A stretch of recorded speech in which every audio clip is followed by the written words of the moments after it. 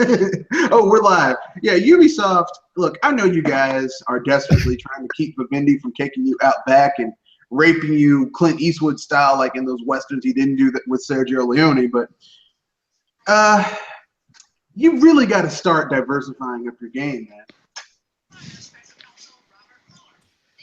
Well, as Miss Refa said, we are live and welcome to the OGL podcast number 13. Or if you've been with me for over a year, this is the OGL number 63. And we're going to talk about this year's E3, starting off with, of course, EA Play. You got Microsoft's conference, Ubisoft, and Bethesda. I haven't watched Bethesda yet. I'm going to be honest with you. I'm actually still catching up with Ubisoft, but we'll talk about these for today, and we'll discuss the rest tomorrow. But for right now, we were just now talking about recently before we started, we're talking about Microsoft's conference. Now, do you guys want to go into that first, since we're talking about it? Or do you want to start out with EA Play? Let's dive into Microsoft. Let me just say this right now. I'm from what I heard, I'm glad I skipped EA's conference. I'm glad I skipped EA's conference. You don't worry about going back to it either. Here's what I'll say. First of all, why does EA have a conference? Every game that they have is going to be showed at Microsoft and Sony and even Nintendo's press conference. So why the hell do they have a press conference? Makes no sense. For the PC gamers, man. Waste money. And they didn't show many of those this time. Yeah, there's a PC game show later on this week. So I think that should take place today. The PC Well, fine then. Like, why? Like, this is how you know EA loves to waste money on extraneous bullshit. Because if all your games are going to be shown on other people's platforms, because you don't have a platform of your own. Although Trip Hawkins tried, he really tried. EA, he really tried. You just, get over it, okay? And first of all, it's good that EA Play is called EA Play because EA, stick a quarter in your ass. You played yourself. Well, damn. With that being said, let's move on to Microsoft. I was about to say, why don't we go ahead and talk about EA then? But, with Microsoft. Let's go ahead and seriously finish EA. At least if you watched it, you can chime in. If you didn't, guys, can you hear me? I didn't watch it. I read the cliff notes though. Guys, can you hear me? We can hear you, Gilligan. Yeah, we can hear you. Yeah, we hear you. All right, I'm just making sure because guys, something I don't know. The chat became Ari. Okay, we can hear you. All right. Do I sound low? No, you're good. Okay, you good. We can hear you. Let's continue. All right. Go ahead. All right, so let's go ahead and jump on EA because I did watch it.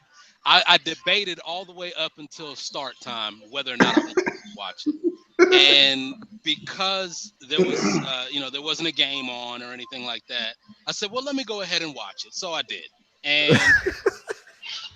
So basically, that's almost you make it sound like it's a pity watch. Like, well, since there's nothing on television, I guess I'll watch it. But that's give them some time because that's what it was, a pity watch. But that's an hour. Absolutely. Yeah, but there was nothing else on. Yeah, but that's an hour of life you never get back. You could have been playing a video game. You could have been taking a nap. You could have been barbecuing. My internet, that's a different story. My internet is making me so frustrated playing. I can't, man. Don't get me started on it. But anyway, that EA conference, it was. I watched it just to see. And it kind of threw me. It shocked me a little bit because, as I was watching it, I watched the whole Frostbite engine this and we're doing this and now you can see the hair move type stuff and they're sweating. Oh, look at that. I looked at all of that and I said, okay, but I kind of looked at it guardedly. Mm-hmm. And then when I saw the tweet from Nintendo saying, that FIFA 18 was coming, I said, wait a minute. Okay, so I thought that they said it was just going to be called FIFA.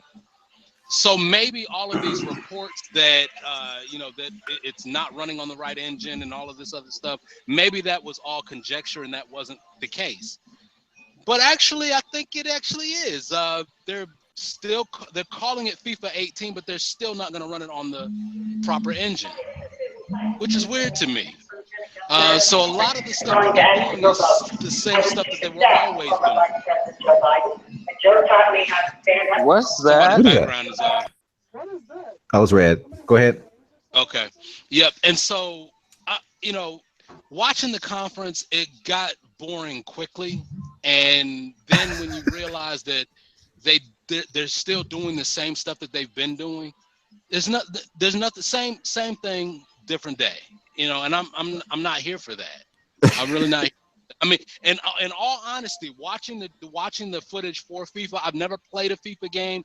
I've never played soccer, so I was never really drawn to the franchise. And so I was like, It's not a real sport. But watching it, in all honesty, watching it, I said, well, maybe I'll give it a try if they're actually doing it right. But they're not doing it right. So why? What's the point? But before anyone goes any further, I have a little bit of information that a conclusion that I've come through that, I don't have any evidence, but it makes sense. It's logical. Okay. As we know, a few years ago, EA stopped putting FIFA games on the Vita, right? Right. Okay. Okay. Okay. So, but that engine is just lying around. Okay. So clearly, like, EA doesn't want to put any real effort behind porting this game to the Switch because EA has traditionally always put a half-ass effort with putting games on Nintendo systems since the Wii. So for like 2.5 gens.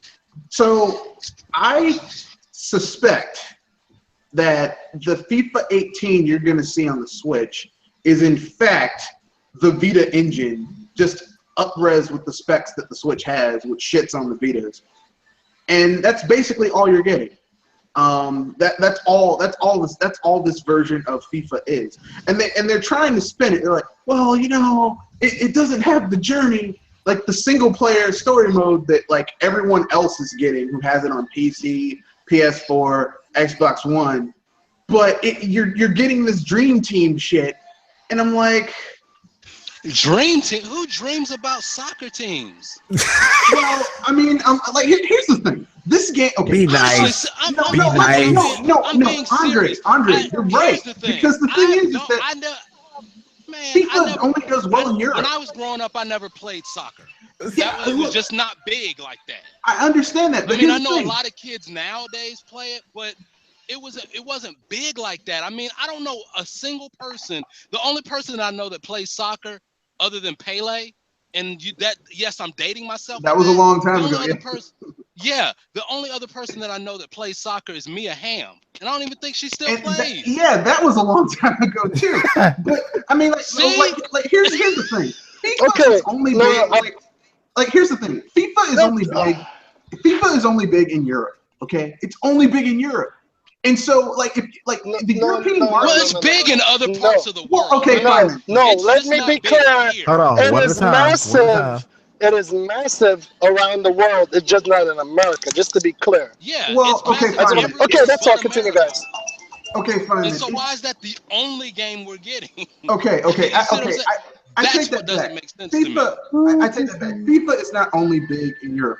FIFA is an export of Europe. So you look at countries that have a heavy European influence, like not the bastardized influence we have in America, but like South America, Central America, parts of Africa. It's huge there. Caribbean. Okay. The Caribbean. I mean, you could say that. Yeah, it's kind of its own region. I mean, basically places that had, you fuckers do realize I came from the Caribbean originally, so I'm just letting you guys know that. Places that had Europeans go there, try to steal everything that wasn't nailed down, subjugate the native peoples, wipe out the native peoples. They left behind soccer. That was the exchange. You take your gold, your women, everything else. We'll leave behind this ball that you can kick around. But that's neither here nor there. Religion. You believe in God and you guys had great religions before that didn't subjugate women and were freer and open. We'll give you Catholicism because we like to have a religion that basically controls everything. But anyway, move out of politics. But anyway, they gave you soccer. And here's the thing, though, right? Here in America, which is like America is the like biggest market for video games. Like here's the thing, soccer's not big here. Okay, well, in the No, rest of it's the a world, shitty it's called choice, football. hands down. It's not big here. So What? I mean, if you're a European, okay, which is the biggest market for FIFA, it's in Europe. Like they don't look. If you have most of that is PS4 land and PC land. They have FIFA already. They're gonna get FIFA 18. They're not gonna buy a Switch to have the portability. Portability is not a sales factor for these people. It really isn't. I think Also, we're I giving can EA play- too much credit while I like can still play talking football about with my friends. Well, to be clear, the only reason I got upset is because people say it's not important. It is, but for the marketing and where to put it, yeah, it's pure bullshit. Why this and this for still the market? Switches. It makes no fucking sense. Yeah. It's totally stupid. I mean, 'Cause let's- honestly, there because was the bottom line is 50,000 sales, maybe, if that, and that's embellishing numbers. But the problem is, it's not on the gamers, it's on them. Exactly. That's the problem that I have with it, because like I said, But they will never admit that. I've never played soccer, never played FIFA. You know, it just didn't interest me. However, Then you've never had a if jersey, it had my been, friend. if it Or had, what they say. if it had come to the Switch That properly, decision that time. that was a decision that I could make. I could say, well, I'll give it a chance, because it's one of the few games, and I would say, okay, well, I'll give it a chance. But when they're watering it down, when they're gimping it and doing things that they did last generation and generations before that, it turns me off to EA, period. I don't want to deal with that. That's just not how I roll. Don't say So that. to me, that's on them. It's You're on right. them. And I know I'm not the only person that feels that way. It is on them. No, you're pretty much right. was what everybody on this podcast. Yeah. Has everyone mean, seen so- my? Has everyone seen my tweet I put of what EA's expectation of FIFA after they released it on Switch? Of the picture of, it's a meme picture of this guy's riding a bike. Then he takes a stick and puts it in the front wheel, and then he falls over and he blames someone else. So I put EA's face on him, and he's like, fucking Nintendo Switch owners, because they made him crash, not him. It wasn't EA's fault. Yeah. It's crazy. I mean, once again, When I saw it, I mean, I think I watched a little bit over half their conference. But I commend you guys because I don't watch most conferences anymore these days. I can agree with what you guys are saying, that FIFA, although it's a big game, its primary market is Europe. And Not America, Agreed. not Japan. It's Europe. That's their primary market. Yep. Now you can say the Americas, which would include South America and things like that, where it probably sells well, but its primary market is Europe. But at the end of the day, all this focus they're putting on this game, I give them credit for really pushing this game and doing as much as they can with it. It's their money maker. But I wish you would do this with all your games. Well, the whole thing is like, I know what. Once you said it, made perfect sense. I'm with Rick Fox on this. It's probably the last video game that we're gonna make, and we canceled it. We took all the shit we had left, revamped it, and said brand new game. yep. And instead of spending hundreds of thousands of dollars, spend a couple grand. Boom. Probably one of the easiest games I've ever made in a long time. Now there is one small aspect outside of, it happened throughout their entire conference, but okay, their conference, and I'm pretty sure all conferences are this way, but their conference was scripted as hell. Yeah. All of them are. Oh my god. Dude, I'm talking about the most watch that, awful dude. teleprompted reading. I'm like, dude. Okay, for example, and I But I made a will comment say about EA this. has Andre, the most PR you responded to it, Reading? but You're giving when that credit for reading? YouTuber, I guess Jesse Wells or whatever, I was like, dude, Yeah, first man. he said, "You should know who I am." I'm like, was actually, oh my god. Really, I haven't heard of your ass at all, but we'll go with that. This guy literally messed up in the first 10 seconds. There was this long silence and nothing. He's smiling. And then he says, it's fun, right? It's fun. It's like, you didn't finish your statement though. So I have no context. But we'll go with that. And even so you're a content creator on YouTube and you assume you say you claim you're popular, you're big. Okay. You are here to advocate on behalf of this game, but yet you can't even improvise and speak passionately about this game that's literally right behind you. You had I to got be all the done something. words. I got the best words. I know everything. And All then right, on let me top of let me. that, the executive producer of this game could he dude his eye contact was nowhere to be seen except for the Uh, teleprompter. Even he was still stumbling over his. It's like, dude, they give you the words to read, and you're still stumbling. What is this? Are you a fifth grader? Come on, I need to know that these people not actually only play these games, that they know their game. You make this game, and yet you can't speak on without someone giving you a script. I'm a little there's bit disappointed. It's crazy. Can there's so I? much Can more I I? could say All about right, that. let me jump on that really quickly. Here's what happened. All right, I was watching it live, and it's so funny because I do know who Jesse is. As soon as I saw him, I recognized him. I don't watch his channel on a regular basis, but I have watched it. His channel, you know, he doesn't really go by his name on the channel. It's BF versus GF, boyfriend versus girlfriend. It's his channel. It's like a prank channel, Oh, that idiot. not Okay, I've heard of gaming. him. I Yeah, know he is. yeah. Yeah. And so it's a prank. It's a, you know, he got his fame on YouTube doing pranks. He and his girlfriend, So in not other Some of the words, he's pranks are not a gaming. just gamer. And so and the pranks are exactly, stupid. Some of them they should actually get arrested for. That's how bad it is. you know, Like and they've so done it's stuff that's. Can I? Can I say something about Well, EA? hold on. Let Andre finish. All and right. and, and so you know, hold your thought though. But here's the thing: it's to have him up there when he was going through it. I'm like, this is bad, and it was and it was worse because when he brought the producer up, I don't think he even brought him up on, you know, on time, like the proper timing. I don't think he was supposed to come up at that. I don't know if the teleprompter went out or what. Like, oh my God, this is bad. And it just watching it, I'm like, okay, this is why you don't do live. I said it so many times. That's when it started, but it Well, continued throughout don't do the entire live thing. and don't do Don't do live. It's live. not even. It's not even that. The only thing that happened once a Hey year, Doc, even with the prompt or not, they should have rehearsed or practiced or something. Dr. Feelgood, Something. That's just, Yeah. your podcast is not gonna sound good. Everybody, it's horrible on the other side of when I listen to the beginning. It sounds bad, dude. Damn, really? Yeah, It does. Everybody does it. that Just Too may. some people. much noise and breaking out and glitching and so much. It really is. All right, I don't hear it now. It happens on Chef, Andre, and Gillian Sashes when they talk.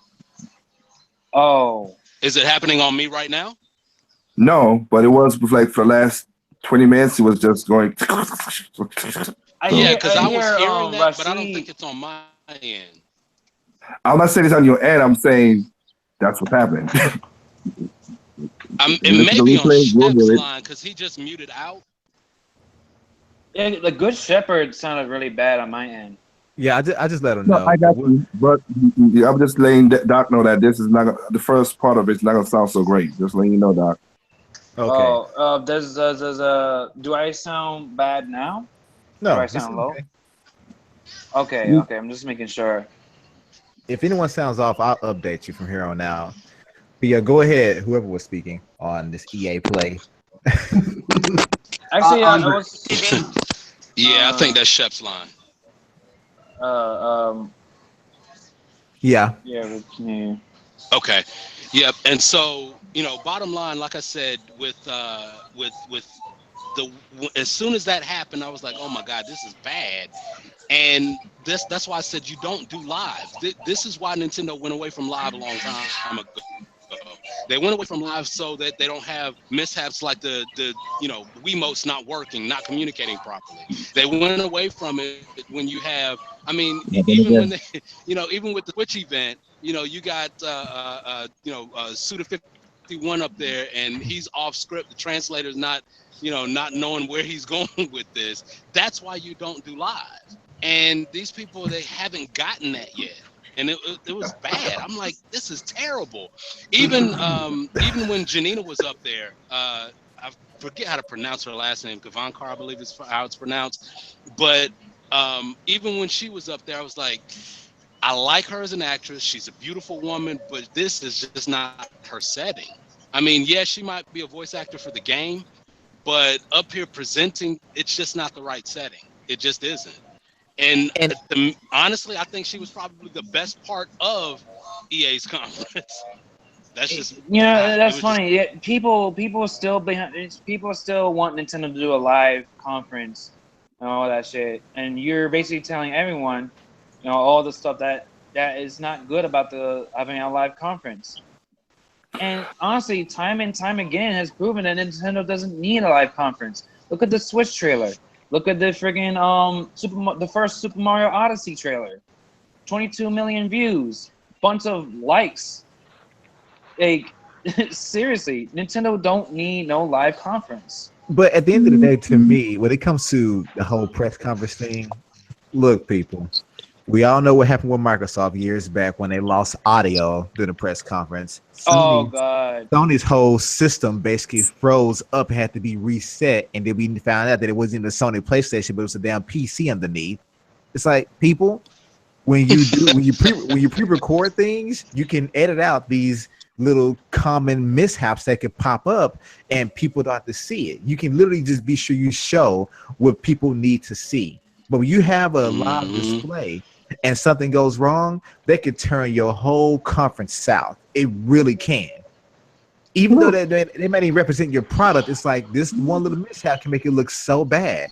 This bad teleprompter reading from EA Play was terrible. I'm sorry. There was no excuse for that.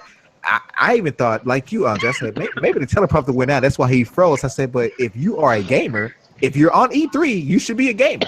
If you are a gamer, you should be able to improvise about a game you just finished playing, right? Well, that lets me know that he didn't play it and he's not a gamer.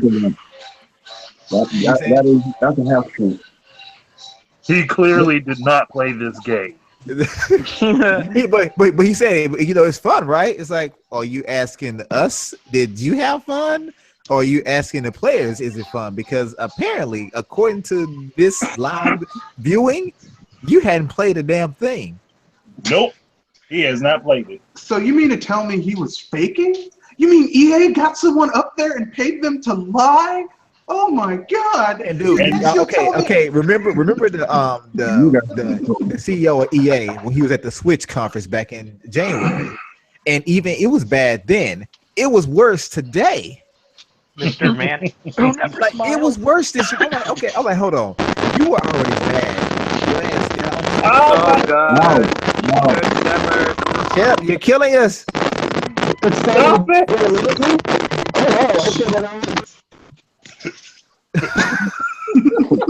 Down, man.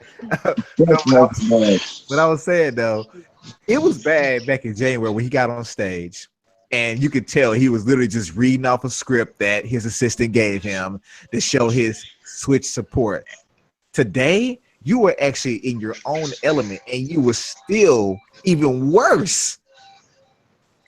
If you're not comfortable with your own press conference, he works at EA, so I don't. I named my wife's son Luigi. Shut up. That was. I'm sorry. That was some. Anyway.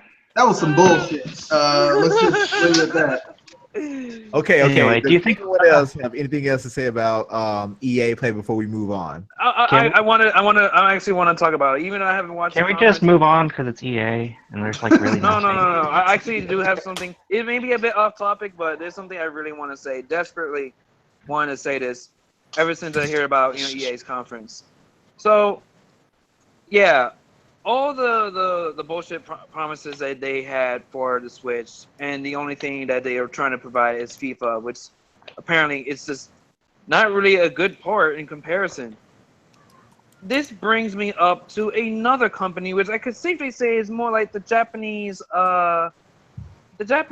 EA, Capcom. Okay, so one of the people who worked on the Resident Evil engine has helped Nintendo with the development of the Switch. No, they didn't. No, they didn't. Don't even go with that line. No, they didn't. Listen. Giving a couple suggestions is not helping put the console together. If that's the case, then I helped Nintendo put together the Switch. Oh, so that's what they did. But okay, but just hear me out then. Okay. They did all this stuff, but so far the only games we have from Capcom is Ultra Street Fighter 2 and Monster Hunter Double X. So we have an enhanced port of an old game and an enhanced port of a 3DS game. Yeah. The most ironic thing is that they came out with 2 newest collections that are mostly Nintendo games, putting it on the PlayStation and Xbox platforms and PC, but not putting it on the Switch. Or 3DS. About the 3DS, Disney collection and then the Mega Man collection. Yes. Second Mega Man Disney Afternoon Collection and the Mega Man Legacy Collection 2. 2 collection games spent that on 3DS. that would have been perfect on the Switch and the 3DS. Honestly, though, for Mega Man Legacy Collection, if they're going to put it on the Switch, I'd rather them do the whole collection than the 2-part thing. Which is stupid as hell. But I mean, I have a question for you guys. Let's cut through the bullshit, because I'm a bullshit buster. That's what I do. Why are you expecting all of this largesse from Capcom or EA? They're shitty companies. They've been shit for the last 10, 15 years. Why are we surprised? I'm not really truly surprised. I'm always was absolutely cautious with Capcom and EA. And the thing is with Capcom is the only thing Capcom is basically treating Nintendo's products is basically being Monster Hunter machines at this point. If that's gonna be the case, then I'm not gonna really support them. I'm like Mr. T, I'm gonna boycott Capcom as well. Well, look. Well, does anyone else have anything else about EA before we move on? Yeah, I got one. Go ahead. Since I'm the only person who worked with EA, and technically did work on 2 of their games, which were FIFA. Now, of course, what the EA experience, whatever they're gonna do, I kind of saw that before even the Switch got announced with NX, because Doctor, you, Andre was a part of it. Red Fox, you guys were part of my E3 thing. I'm not E3, third party thing where we said about what they're gonna do for the Switch. So that's not new. But like I said before, the physics engine, we know that's a bunch of, the Frostlight engine can work on the Switch. No, they came out and said that in an interview. They said, "Oh yeah, we got the Frostbite running on Switch." I get it. Feel it. Yeah, it's yeah. I'm talking to people. I'm not talking about. I'm talking like real life people. I'm not talking about interviews and all that crap. Yeah, but still, it's public So knowledge. I am talking about the Frostbite engine could do that. Even if the Frostbite engine couldn't work on a Switch, and they couldn't produce the only time you need graphics intensive on that game is when you're doing replays, the penalties, offenses, and the intros for the characters to show their face and that's about it. Majority of the game is in isometric or top down, depending on how you like to play FIFA. That's what it is. So you don't need that power to do all that stuff. And we know you can't do the physics because Breath of the Wild just showed you don't need the physics. The Switch and the Wii could have hang on any physics they throw at it. So we could put that out of pass. I understand that it could have been graphically down, so I'm cool with that. As I said, I don't think Doc you remember, but I said to you when we had an off-air chat, I was saying, if they were smart and they're gonna do a Switch thing, what they would have done was do a not a mini game, but a little NBA Street. FIFA Street in it, and pass it to the Switch players. They're like, hey, you guys got a 3-on-3 or 4-on-4 FIFA style. Take the characters from the FIFA 18 and have fun with it. And then later on, just do it to the other consoles. That would have relieved everything, and EA would not the FIFA thing out of the park. That's one thing I did talk to somebody about, and they were like, "Man, that's a good idea." This is people who used to work at EA who basically don't work with them now because of EA stuff. They're like, "Well, it's up to the publishers to spend that money," and as Andre, you put it on your video, they don't want to spend the money. So it goes on like that. And then I would say, added to what Gillian said with Capcom, the Mega Man Legacy sold more on the 3DS than the other consoles, the original Mega Man Legacy. And now the Disney After Collection is not selling that well on the other consoles, so Capcom just keeps inserting foot in their ass or mouth, and maybe ass then mouth. That's about it. Okay. Anyone else? Nope. Game My Dear Guy, you there? I guess we'll come back to him. All right. Well, that's it for EA Play. Next up, and this is the one I did not watch, and you guys may not want to spend much time on it, but Bethesda. Sorry. Well, I didn't watch it either. I saw the highlights. Don't all run it once, but give your impressions, I guess. Wasn't it basically a direct inside of a theater? Basically, yeah. Okay. Hold on. I've watched Bethesda's conference, so I guess I'll talk about it. Hello. Okay. I know. Oh, hello, Perry. Okay. Let me. So I know a lot of you may not agree with me on some of the things I'm about to say. Just say it. But I will say this. Bethesda's conference was okay. I think another conference that has just came back before Bethesda was actually better. I'm not talking about EA either, but we'll get back to that later on about that. I will say this. I know this may sound sad, but the most exciting thing about Bethesda's conference was the fact that they revealed Skyrim on the Switch, and they actually provided the amiibo support and the motion controls, which I was blown away by that, to be honest. You would think they were never gonna incorporate that at all for a third-party game like that, but here we are. All right. And Wolfenstein 2 looks pretty good, and Evil Within 2. I'm definitely curious about that one.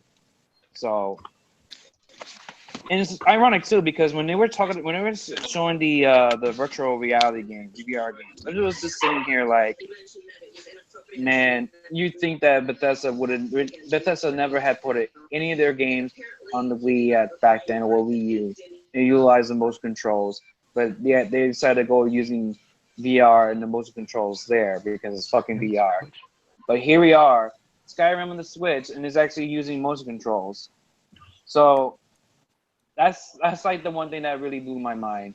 Was the Skyrim on the Switch. What a time to be alive, huh? Yeah, you bastard. Who was next? Was it you, Game My Dear Guy? Who was next? It's Sprite Remix. Huh? You got anything to say about Bethesda if you watched the conference? Because I didn't. I saw a little bit, but I pretty much got the basics of what it was. Well, it is cool that at least for Bethesda, at least they did support the Switch for Skyrim, like with how with the Zelda amiibo. So I thought that was pretty cool. At least it's doing better than what EA is doing. Okay, I'm hearing a lot of, at least they did this. It sounds like you guys are really pissed off at EA for not supporting the Switch. I mean, it's not bad, but it's just, it's not bad, but it's like, we expect it better, Well, that's good for you. You expect it better. Why, like I said earlier, why do people have so many expectations from EA? I mean, we thought they'd actually be decent. They haven't been decent before. Well, you gotta admit, the Star Wars Battlefront 2 looks sweet. No, compared to the first one where they rip people off. It doesn't. But Yeah.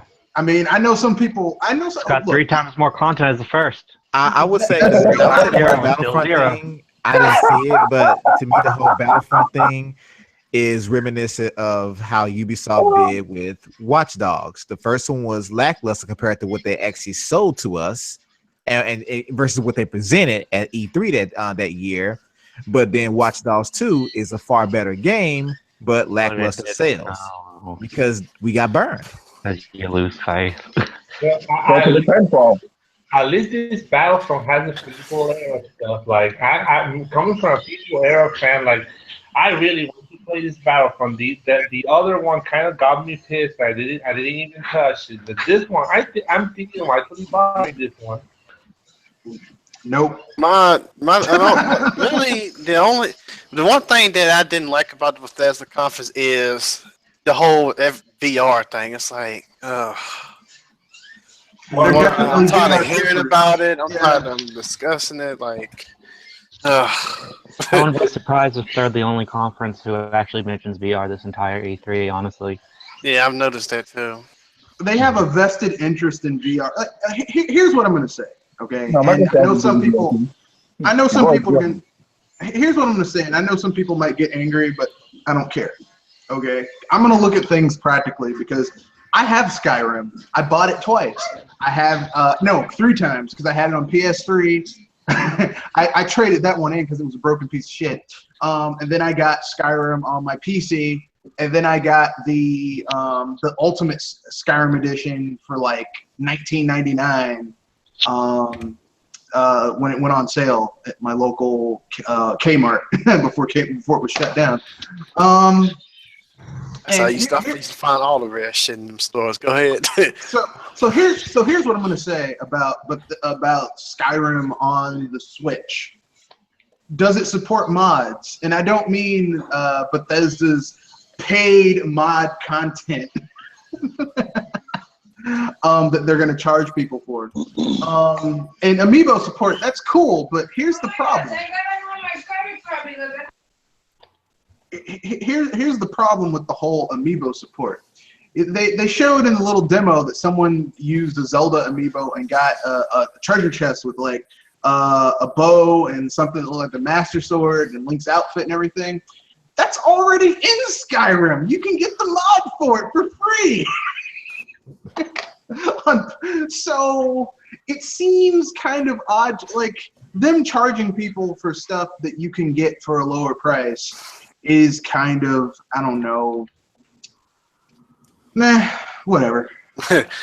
I mean, but I didn't see it, but based on what you guys have said, I mean, I'm glad that's there because if you think about it, I wish Nintendo would have had the same perspective when it came to Smash Brothers and me buying the Mega Man Amiibo and the Ryu Amiibo, things like that. I wish that those things would unlock the characters instead of me still having to buy the characters.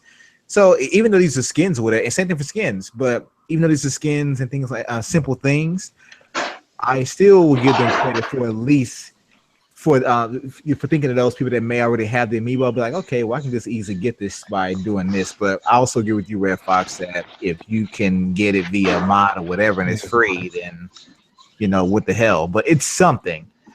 Yeah, that's what it is. That's what Bethesda's conference is. It's something. Look, it's better than EA just because at least Bethesda puts a decent effort in. Is EA gonna be the whipping boy like Street Fighter V was last year? Please tell me. Well, I'm gonna keep it real. If Sony's press conference tonight is worse than is on par or worse than last year's, then they'll be the whipping boy. I feel like Sony's 2017 E3 is gonna be like Nintendo's 2015 E3.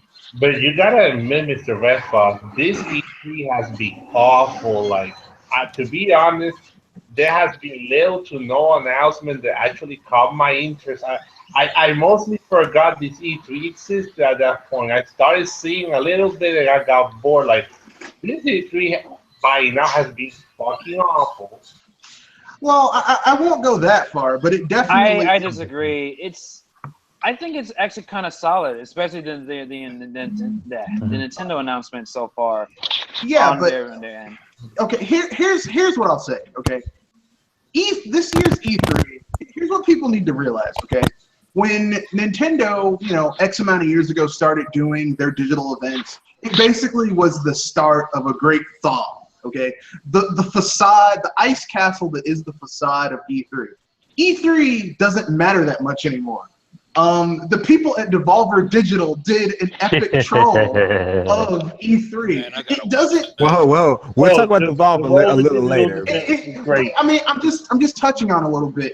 It doesn't. E3 doesn't matter anymore. Why do you think Microsoft's E3 conference was so like, power, specs? Here's some games that should have come out last year. Kiss my ass, bye. And EA's like, we're going to show you games that are going to be shown on Microsoft and Sony's conference because it's E3 and we got to do something. We got a motherfucker who didn't even play the damn game, reading off the teleprompter. I mean, it's just some lazy half-ass shit. Okay, I'm sorry. It's lazy and half-assed. Okay. Well, does anyone else have anything else to say about Bethesda? Yeah. Okay. I will talk about Bethesda. The conference wasn't bad, wasn't but great. It just wasn't good. It fell in that spot where it's better than EA but worse than Microsoft. Yeah, but that's like EA. saying, It's just all the The problem basically was I don't know. Bethesda. Microsoft's conference was horrible to me. yeah. I thought Bethesda was more neutral than anything. I kind of give them a pass, I guess. Maybe it's because I haven't watched many of their conferences before. I thought they were a little bit better than Microsoft. At least for me, the low point of this has been the Mario and Rabbids. Here's the reason why I put Microsoft over Bethesda, because at least the stuff that Microsoft talked about isn't all already out. Even though they lied, say they had a bunch of exclusives, which wasn't the case. They had two. I got sick of hearing that. I believe. Launch exclusives. Can I say something? I hate to be a bit off topic, but Minecraft on Switch is also getting the super duper graphics pack as well. Yeah, because it's going to be the local bit. How good can those graphics be? I mean, it's Minecraft. This is not. It's just lighting. I gotta play that Minecraft in 4K, bro. It's just kind of lighting and stuff. Back to Bethesda, you bastard. But anyway, I would say only Red Fox will understand where I'm coming from. I don't like everybody else. I don't give a grade to those things because I don't care what information comes out. Bethesda with the Skyrim Switch, it looks like they're putting effort in it. So let's see what happens. Hopefully the game plays are not a buggy piece of mess. That's all I care about. I don't care how much you show me. As long as the game can play, that's all I care about.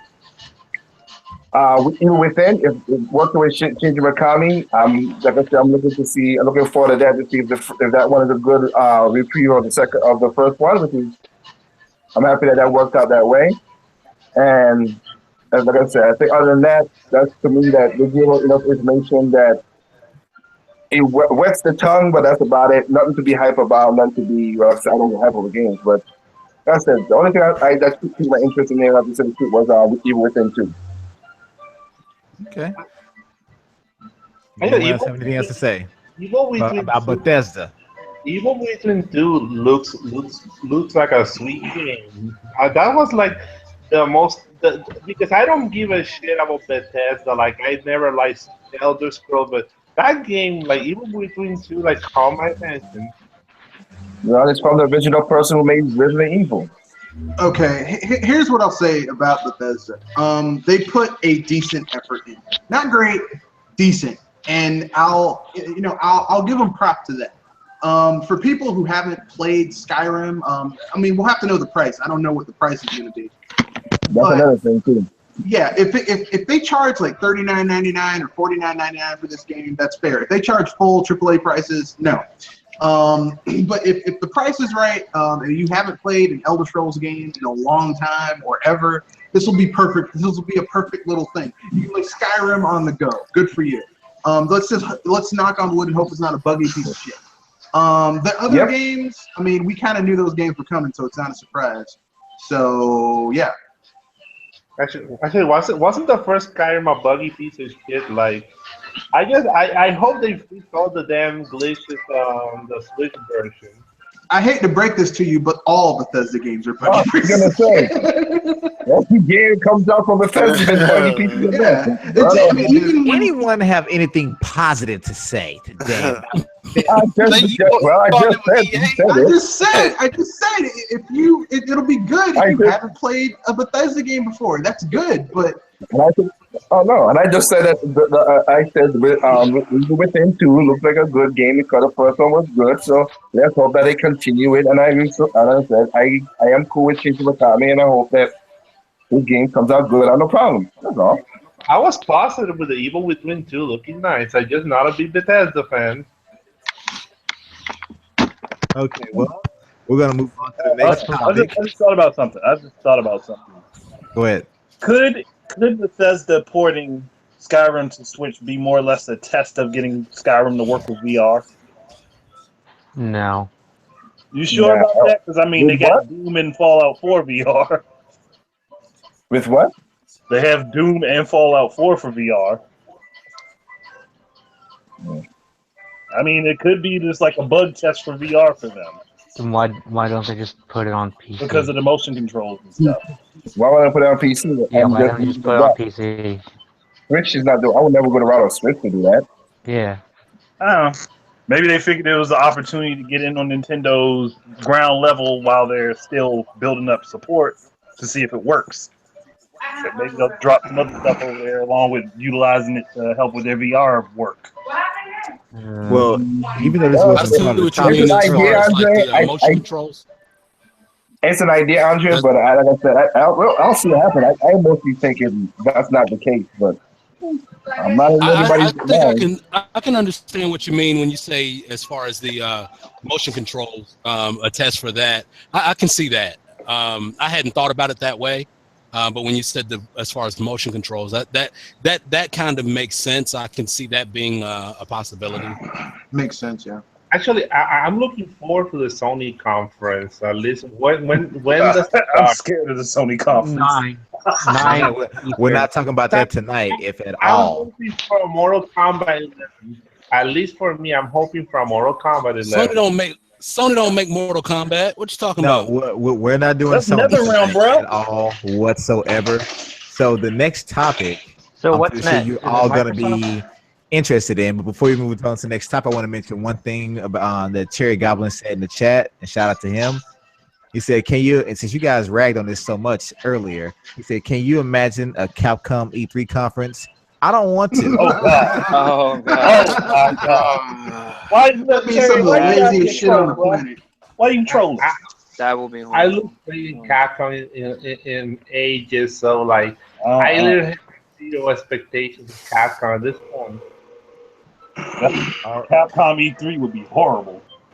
Well, here's the next topic for you guys to go crazy on. This one may take up the rest of our time, but no, Microsoft, the Xbox Extra.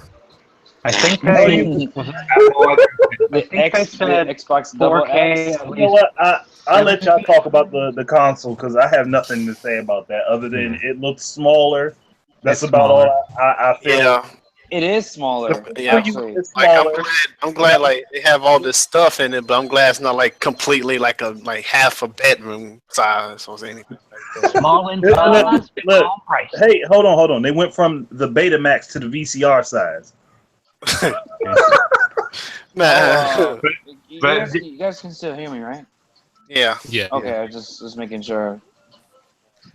Here's what I would say. I'm going to release a video about this today or tomorrow, whatever. I already recorded it, but listen, it's easy to see that when it came to the 8th generation, both Sony and Microsoft had the same idea because they were given specific instructions by the same people, third parties. These companies have basically made the same move verbatim throughout this generation. And as I said before we started this podcast, before we went live, let me go ahead and shut down the fanboys right here and now. You're not gonna like when I say this, but I honestly don't give a shit. This is not a 9th generation console, guys. This is 8.5. Let me tell you 2 reasons why. A, it shares the same base name as the current generation of consoles within that family, which is Xbox One and Xbox One S. No 2, different than the 3DS. it looks identical to the Xbox One S, albeit being a little bit smaller, and its standard color variation is black. But same shit, new suffix. That's all it is. I'm offended. But I don't care. He triggered him, Doc. you guys are going to hate me for I'm going to say that power is sweet. Do you not see those fucking specs in the Xbox One X? That blue. I hope you're trolling right now, or otherwise I'm going to kick you out. Well, he's not trolling. If you know anything about PC specs, it's actually like literally what they're trying to sell you is you could spend $300 and get the same level of performance. The sad thing about it is, and I don't mean to cut you off, Ray, is the Xbox One X to do exactly what the Xbox One X1, whatever they want to call it, stupid thing. Xbox, you went from 360 from on, your name is been shitty. I don't get it. I don't care. Anybody say that's just been bad. Xbox One, Xbox One S, no shit. Anyway, but it's just like the PlayStation Pro with a PlayStation. Like, it's not. If you have a 4K TV, you don't need the extra stuff. And all we gotta care about if the games work. Now, PlayStation 4 Pro and PlayStation 4 has a problem because the pros are not selling. Because what? Games are not working on the freaking thing. Ooh, shocking. We did not see that coming. Hell, games. Some of the TVs by brands other than Sony don't even work well with it. actually the reason I thought that the PS4 isn't selling is because basically the PS4 has reached a market saturation point. Like, people who have a PS4, they don't see a reason to upgrade. The graphics are better, but like it's a marginal. It's a because they don't have upgrade. games. Well, well, I mean, most of the games are multi-plats. Like, normally, your benchmark games are Exactly. They don't have games. If you don't have games coming out for a system, there's no reason to go and upgrade and spend more for an upgraded same system. Well, I would disagree with what you just said because Nintendo been doing it with the 3DS and Switch and stuff. Yeah, so they have games coming out though. Yeah, but the thing is that there are games coming out to the PlayStation 4 and the Xbox One. The problem is that the problem is that like 90% of them are multi-plats, and yeah, you can get them anywhere. There's nothing to showcase. There are no benchmark games. Like, okay, when we were young, I think all of us are around the same age group. When we were young, there were benchmark games on every console that made you say, wow, this is why this console has these features. This is what it's for. Like, if you were during the fourth gen, you had Super Mario World with that Mode 7 or F-Zero with that Mode 7. If you were a Sega fan, you had Sega with the bullshit. Hey, you guys know what was so funny? You guys know what was so funny about the Microsoft press conference? They said they had 22 exclusive, right? And about 17 of those exclusive were all indie games. Yeah. I'm like, come on, man. Hey, and they're running in 4K. Hold on. Okay, now this is reminding me of something. Now, I discovered they use a new term during this whole conference. They use a new term, and people. Hold on, I'm gonna talk about this in my video, but I had to bring this up in the podcast. And Xbox.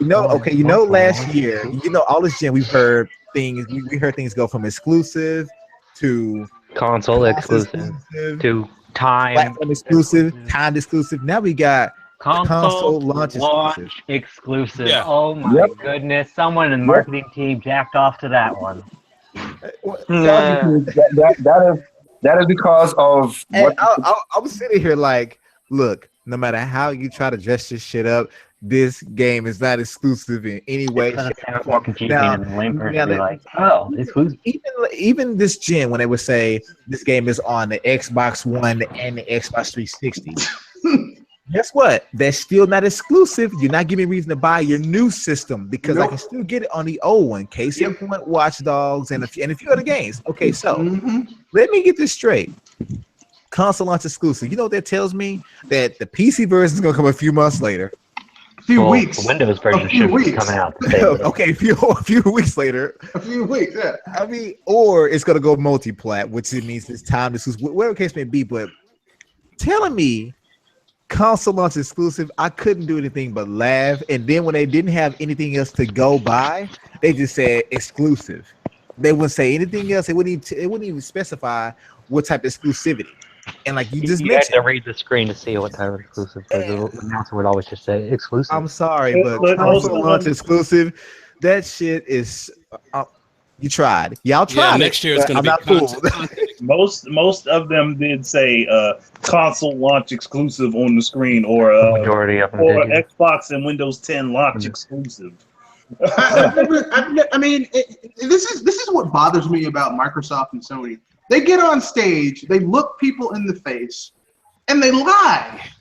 And it's like they're not even good at it. It's like, dude, next year right it's going to be next year the new term is going to be. Is that the point of a press conference in E3? Sony not really. But you know what? You can say they lied, and we can point it out.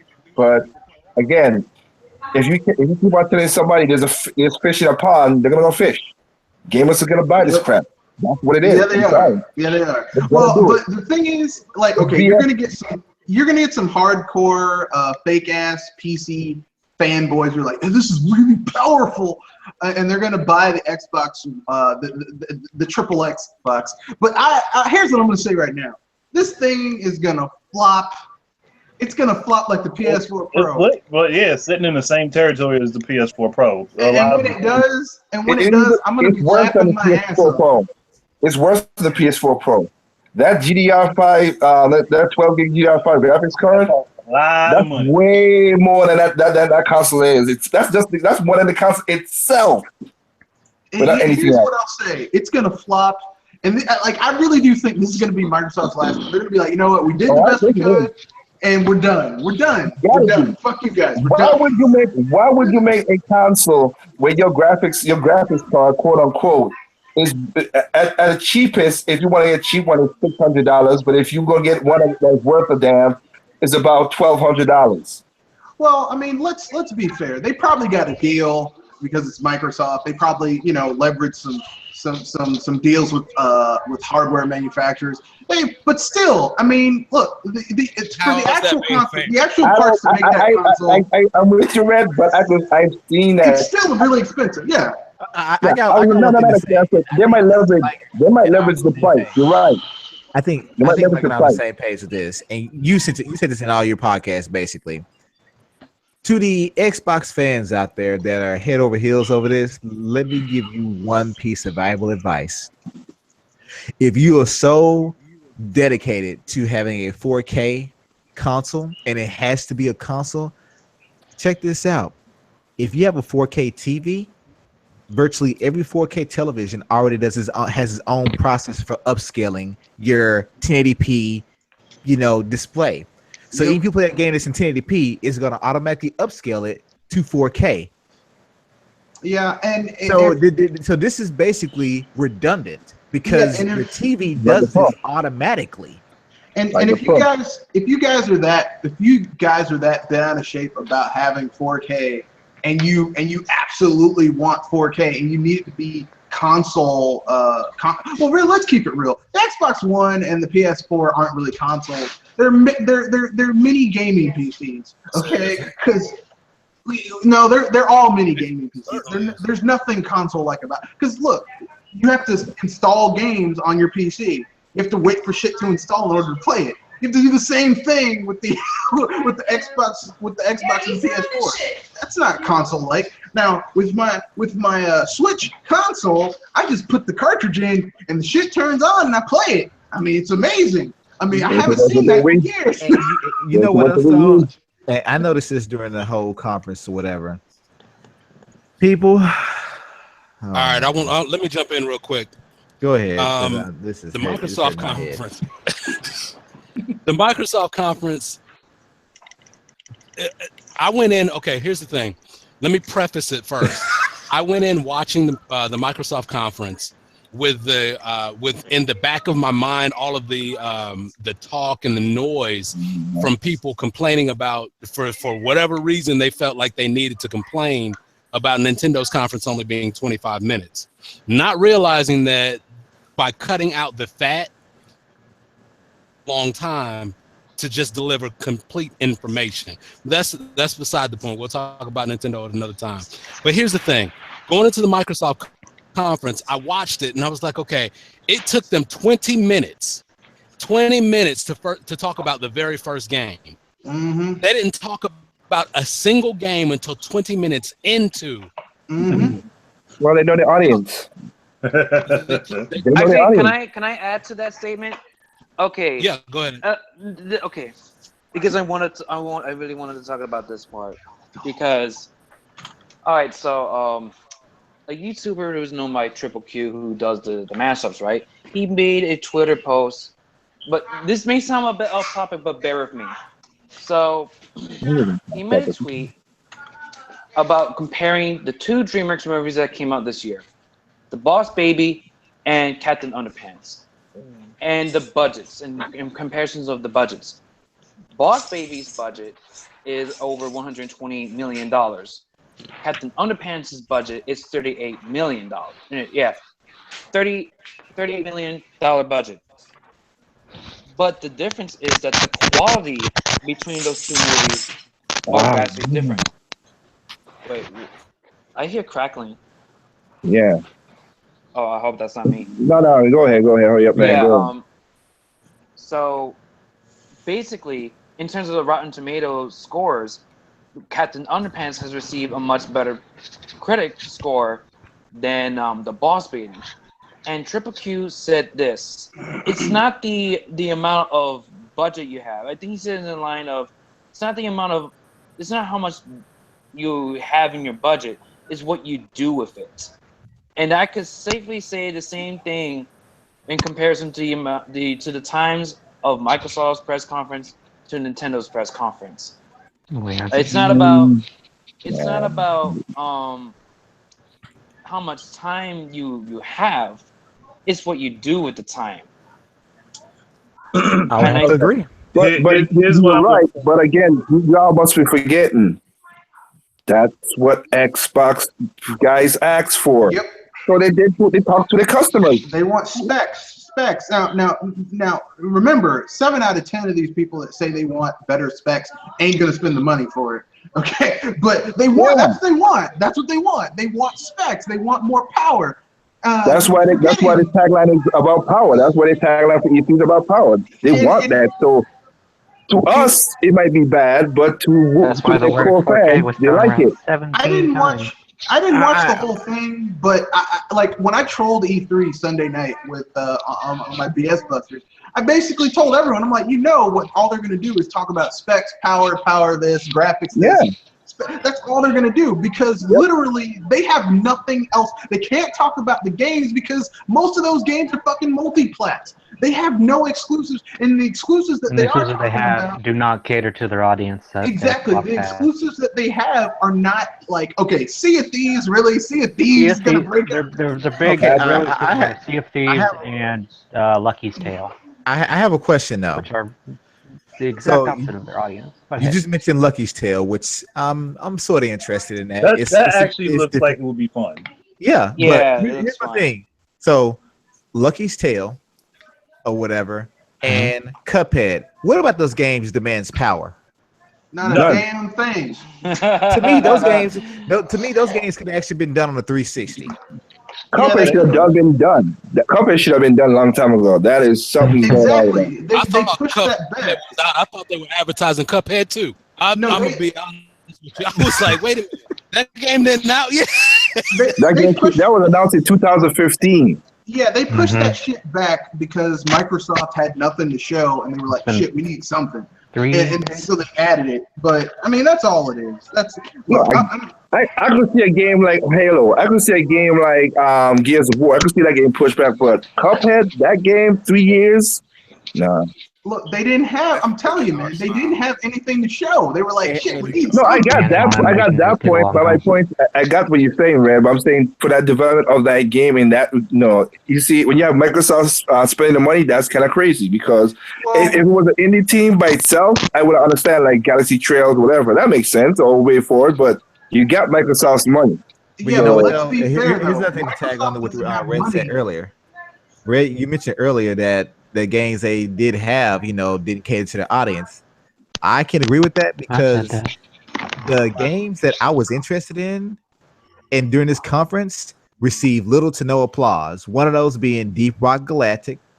That actually looked pretty interesting, but there was a lot of applause. It looks like to me it looks like Metro Prime Federation Force, but Yeah, Minecraft. that's one of the two. That's one of the two games going to Xbox that looks like Metroid Prime Federation Force. Yeah, That's and also, the Darwin Project that looked pretty interesting. That actually looked pretty cool too. Yeah. And the last one I saw that I really did love was Life is Strange.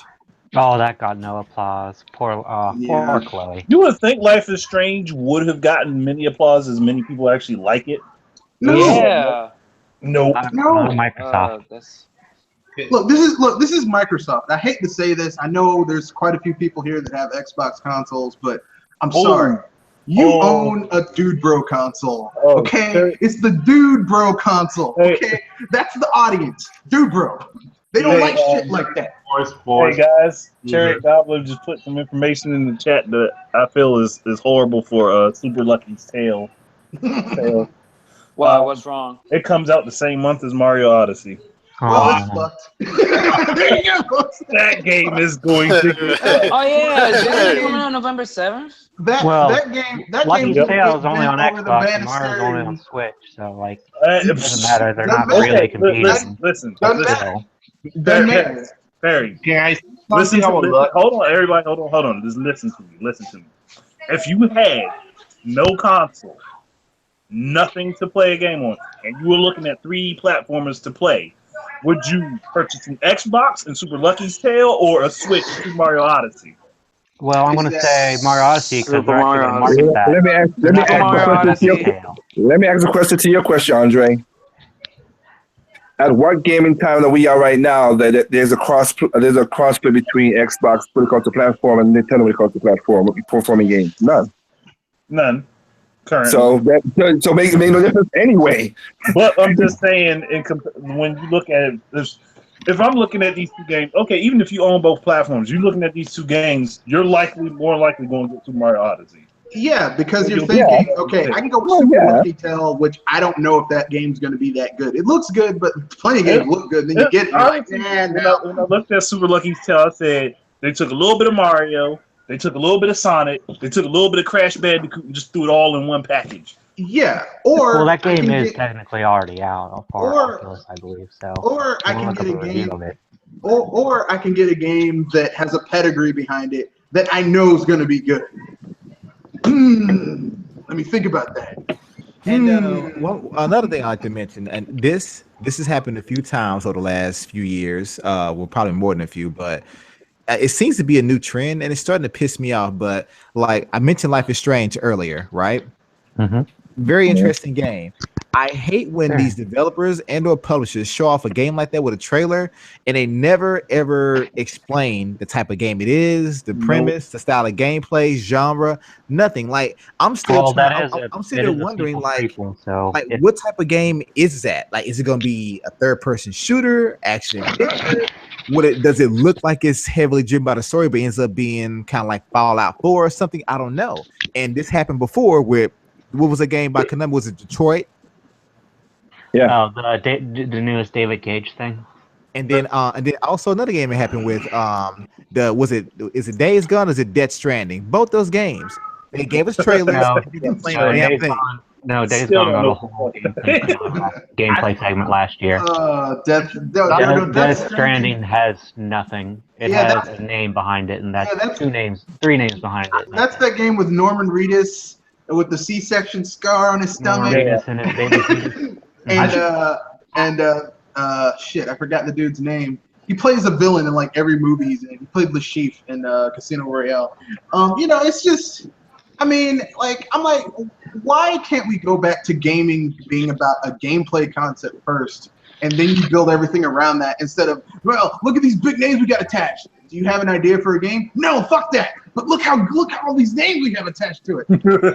And another thing I want to mention though, that it seemed okay, but I'm not interested yet, to be honest. But did EA just announce their own version of the Division called Anthem? Oh, Anthem. Yeah. Anthem is the other game that's kind of like Metroid Prime Federation. That's what everyone. That game reminded me of the reactions. Everyone's going like, "Oh, it's a third-person Division." Or No. Look at the other D. Yeah, I say Destiny more like. But Destiny. look at It's how more it's Destiny. structured. More people are comparing it to Destiny. Look at how it's structured, though. It's structured nearly identically to how Metroid Prime Federation Force was, with the team setup and the way the armors work. Yeah, it's nearly the same thing. I said that's HD. That's Metroid Prime Federation Force HD, and I said it. Everybody's going to love and praise this game.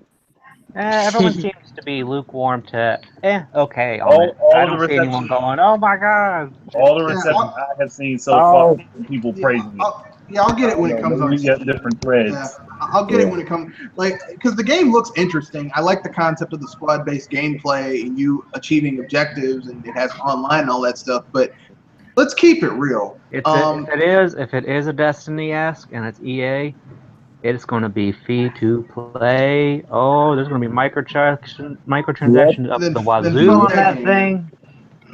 No, if it is among the vein of those games, man, I'm telling you right now, I'm not buying on any console. I'm not interested. Will never be interested. Simple. I respect those kind of games, but I don't like when they make a game like The Division, where it really doesn't have any single player aspect to it. It's all online multiplayer focused, and the single player they try to promote isn't really there. Well, let's not forget. This is the only game that I've seen still that has created its own bugs. I still don't understand how that happened. No, there was also that. That's not Destiny. You talking about the Division? Yeah, the Division. Yeah. I mean, Division. I'm saying not Destiny, right? Division. It was Division. so buggy. So it's basically this gen Skyrim. I never heard people argue that Skyrim was making its own bugs, but the Division was making its own bugs. Yes, it was. There were bugs with Skyrim where if you went into a house, and you because basically the longer you played it, the code would pile on itself, especially on the PS3. Where if you went into a house, sometimes the house would load and there wouldn't be a floor, so you'd fall infinitely forever until you reset the game, or it would crash. And then when they patched it to fix it on the PS3, you had dragons flying backwards, disappearing. I mean, it was. Yeah. I mean, this is Bethesda, No, but what you're saying is, what you just said is, like I said, they did a patch. It kind of overcorrected code. Division. There will be the Division doubles the bugs all the time, every time, keep on going. They did it for good. I think they said it was about almost like a year. You keep on doing it. So, yeah. Guys, but anyway, for you guys about like E3 in general, what do you think about like E3 turning sort of like a Hollywood type for games, relying on like little reels and trailers? Like I think that like most of the presentations feel like Hollywood trailer, like Hollywood movie. Well, yeah. Actually, Again. and I don't know. And then the audience 1 and 2. As I said before, and I said again, you guys got to stop really into this thing as like this is the best thing for gaming. It's really not. It's just information. You take in, you move on. Because when you put too much emphasis on them, they're gonna make a BS thing. Because okay, look, good Beyond Evil, Beyond Good and Evil came. They should announce trailer. It looks all right. That's CGI. That's no gameplay. There's nothing in it. They just showed it. Yep. Wait, are we That's all talking it about Ubisoft's conference now? I just looked on IGN. They basically had the announcement, the present trailer for Beyond Good and Evil 2, but it's all CG. And I like it, and it looks good, but it's CGI. Yeah. No gameplay, not a single gameplay. Yeah, that's something that they probably just started on too. Guys, do I have permission to go apeshit on that horrible Mario and Rabbids game? You know what? I'll be honest with you. I like it. Right. I like it. We're not going to talk about that yet. That's going to be next. The only problem I have that There game. you go, roasting. No. The Mario franchise has been defiled by Rabbids. We're not going to talk about that just yet. Wouldn't even say that. Ah, come Don't even say on. that. Not Do we have just anything yet. It's else? going to Man, be that in a game look moment. good, man.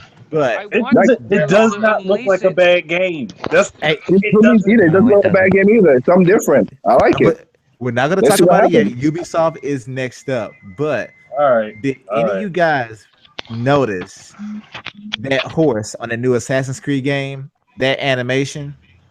No. To the Xbox fans out there that crave power and think 4K is going to fix it, graphics are not a fix for poor animation and almost lifeless characteristics. I'm sorry, it's not. Doc, come on, man.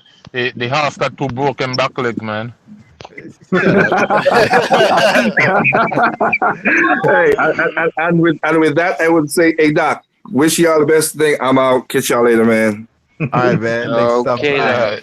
And one more thing I want to mention before we move on to Ubisoft is that did Microsoft really show us another goddamn car? Yes, they did. And then they claim that this hasn't been done before. It's like, no, it has. You did it last year. You showed off that new Ford GT, which, hey, I'm not saying it's nothing. I mean, I'm a car fan. I think it's cool. But it's like, but this does nothing for gaming. Now, if you're gonna let the fans of the game drive the car, I don't care if it's in a warm lap. That's one thing. But you saying that this car has been released to the public yet, but you've done this before, Microsoft. Like, this isn't the first time you saw a car. What you talking about, the Porsche? Yeah. The Porsche. Oh man, hey man, that's a nice looking car though. But what the fuck does it have to do with a game? As Mr. Redpaw said, this is a dude bro console and dude bros love cars. Do they? Can they even afford that car unless it's with their parents' money? That's even worse. How you Hey man, that everyone complains that about guy's- millennials. I am one, and like they're the average age range of video game players these days. You're going to say to them, "Hey, look at this Porsche that you can't afford, and look at this $500 car that you can't afford." Stop it, man. Like, you could afford it. It's $5.99 on DLC, man. Barry, You're the messaging reason they told you. The Listen. Microsoft conference was aimed for everyone except gamers. It was like aiming mostly for the typical average male that loves sports, guns, and cars. no, there really wasn't any sports. But no, listen. Hey, The reason that they showed cars off and the guns. Porsche, the reason that they showed off that Porsche though was to make the Xbox X look more affordable. You have this expensive console. Hey, How do you make this Ubisoft had the best console like conference. No, Okay, yeah, well, they did. you know I what? will say Since you that. guys, Ubisoft did since have a you really guys good conference. are taking this to the negative aspect for Microsoft, let's move on to Ubisoft. And I will the say fact- this for Microsoft. and the fact that it actually opened up. I you can't don't believe mind. they actually You don't mind me opened up go. Okay, with. never mind. They opened up with a Nintendo Switch exclusive, and I have to give them credit for that. Now, I'm not saying that this means their partnership is on point. I'm simply God, saying no. I give them credit that they opened up with an exclusive. Mhm. Hey, they had the best conference. Hey, Yeah, I will agree with that. Ubisoft I mean, they did have a pretty good conference.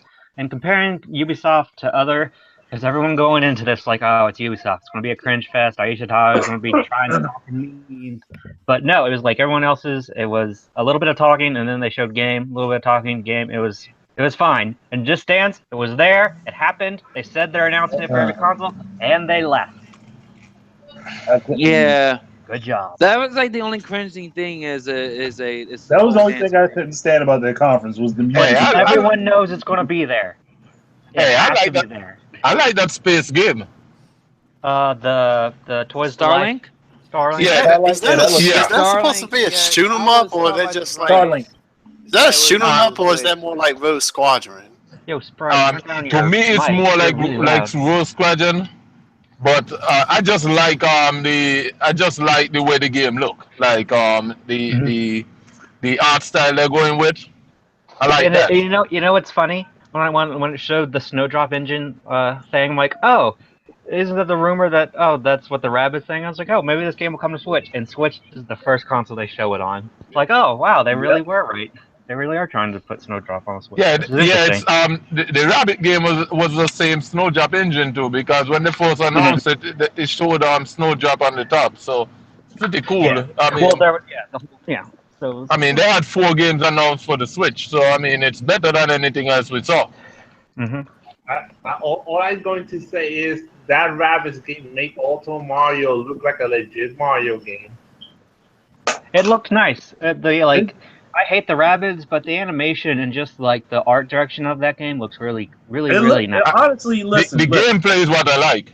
The gameplay looks interesting, and it looks like they're trying to take what people say it looks like XCOM, which I've never played. So, actually, can I say something about Mario Rabbids Kingdom Battle? Because I know that there is a certain someone in this chat who has been incredibly friggin' salty over that game. Yes. Everyone. Let me just say, like, I'm gonna tell you this, Strike Remix. Like, were you really surprised about this game being a thing? It has already been a thing because of the frigging leaks. So Sprite getting it day one. Sprite is getting it day one. I can guarantee that. Not only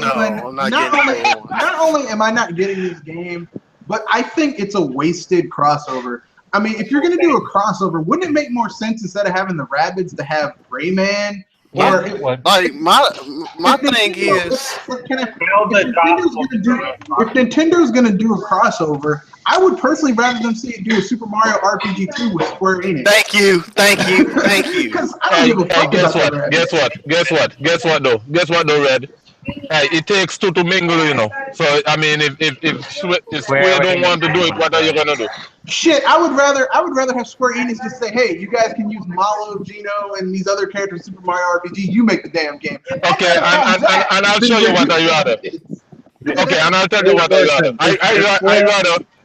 I rather having more games than having less games. So regardless of what you think about the game, hold on, it's actually a thing. Let me just say this. Look, you could argue that Mario and Rabbids sounds like a wasted crossover, but seriously, like the game looks really good, especially gameplay-wise. Gameplay-wise, it looks really good. Let me tell you something. Okay, all right. Let me counter that argument. Okay, they're basically doing a crossover between Mario and Rabbids. Okay, like in my opinion, you shouldn't do a crossover unless both of the properties are hot. When was the last Rabbids game that came out that was hot? The first one on the Wii. It might not be hot over here, but it definitely is over in Europe. Yeah, they love that shit in France. No, not Europe, just France. So hey, guess what? The game does look good though. I mean, regardless to how you feel about the Rabbids, I'll tell you what. The personalities that those rabbits have is funny in what I'm seeing. They're like Donnie from. They basically sound like Donnie. I got a lot of hate for the game, but come on, man. Donnie from Wild Thornberries. That's all they do. Seriously, they're mostly like the video game equivalents of the Minions. They were out before the Minions. Hey, Red, guess what? You don't like the game is not for you. You can move on and leave the game alone. I Just wasn't bottom gonna buy line. this shit anyway, me- so Okay, then that's good. That's Can I fine. add one it's a thing? moot point. I wasn't gonna buy the shit anyway, so it's a moot point. Hey, and it's all good. Guess what? I'm gonna buy it. I'm gonna pop it open. I'm gonna play it, and I'm gonna enjoy it. And and Enjoy exactly. Rabbit, Hey, but that's fine. no. Hey, you bought Mass Effect, right? You bought Mass Effect, right? Yes, I did. Okay, and I'm guaranteed the Rabbits game gonna be better than that dog shit. Wait, what? Yeah. Wait, is going to be better. All I'm going to say is Nintendo prostituted the Mario franchise by making that game. Okay, It hold feels on. Wait. Nintendo Barry, didn't hold make it. on. Oh, Hold no, on. Wait. here we go with this bullshit. Mario Party Rabbids. right? Hold on. Hold on now. I won't say that because they prostituted Mario when they let make those shitty CDI games. No, at least Auto Mario has meme, like he has meme worth. Like No, but here's what I will say though. Hey, let me ask you a question. They're not You have Mario and Sonic, Mario. right? At the Olympics, right? Yeah. But actually, Mario and Sonic, in my opinion, is even more of a wasted potential. Well, that's because they aren't making the type of Mario and Sonic game that people want. They keep on putting them in sports crossover instead of a massive platformer. Well, guess what? But nobody's complaining. You guys are complaining because you don't like the rabbits, right? Yeah. Mario and Sonic being out there, and that's hot garbage from day one. Okay. Yes, Yeah, I don't like that series either. Okay, so I mean, like I said, and like I said, the same thing I tell everybody else. You don't have to buy it. You see, I'll show you something, right? Everything that I say when I'm on a podcast, for the most part, I'm you know what I mean, I'm making jokes. Okay, I don't really care what those companies do. I buy what I like and I play what I like. Right? I don't harp on stuff that I don't have any interest in. You know what I mean? So I'm saying, just do the same thing. You know what I mean? You don't like it, just move on. Don't even really talk about it. It's not for you. You know what I mean? I wasn't gonna buy it, but when I saw what I saw on the screen today, I said, you know what, this is interesting. So I'm gonna buy it and I'm gonna play it and try it for myself, and then I'll have an opinion on it once I finish playing it. But at this point, I'm not gonna have an opinion just on so. I mean, I would think that's common sense. You know, I gotta say this right now. I think Mario and Rabbids may have a much better potential to be actually much better than the Mario and Sonic series has ever had. Yeah, but regardless, that's not a high bar to jump on. One's a game. That's like, okay. Here's what I'll say. Just for me, it would have made more sense for Ubisoft to port. Since it's the Snowdrop engine, which is the same fucking engine that the Fractured Butthole is using, it would make more sense to port that game over. But man, they gotta give us another fucking Just Dance game. Yeah, because we were. I was on my knees begging for another Just Dance. All I'm going to coming to the week. Hey, guess what? Just Dance got this audience. You know, it's not for you, but they have its audience. I never played one of those games. Actually, yeah. I have something to tell you guys. Okay, I went to the media event for the Switch when they were getting ready to launch it, like in February or March, but it was in February when they had it, and like they had all these games up there. They had the game with the old heroes that's like a roguelike from the guys who made Trine. They had like Heroes. They had They had Street Fighter 2 Ultimate. They had like all these different games. And then in the corner, in this dark corner, they had Just Dance. And there was like no one playing that fucking game. The event was 6 hours. I never saw anyone over there playing that. Hey, guess what? But that doesn't tell. But yeah, and guess what? That doesn't tell you anything about the interest in the game, though. I know that's not.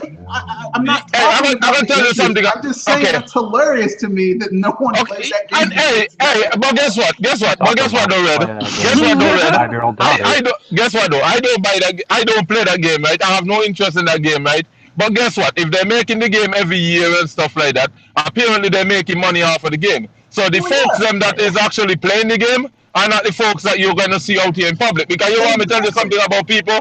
a lot of these people that you see going to these places, right? These whatever you want to call them, The Nintendo events and the gaming yeah, events. those events, yeah, those They're events and basically stuff like that, hardcore right? gamers. They don't Yeah. really care much about the casual shit, really. Hey, but not only Well, that, but a lot of them have those games in their home. But when they're out in public, they won't play those games. But they have them in their home. It's you just, know, here's what I'll say. The argument that hardcore gamers don't like casual games is BS because tons of I people know that. tons of people there were playing Puyo Pop Cross Tetris. Or sorry, Puyo Puyo Cross Tetris. And puzzle games are casual. And I know what people want to say. No, they aren't. No, think about it. One of the hottest games that really pushed the Game Boy, even grown people were playing, was fucking Tetris, and that's a casual game. Okay, I'm not Puyo Tetris. I put like 30 hours in the damn game. that's a very casual because anyone can play a puzzle game. Okay, it's meant for brain stimulation and stuff like that, geometric, physics-based puzzle.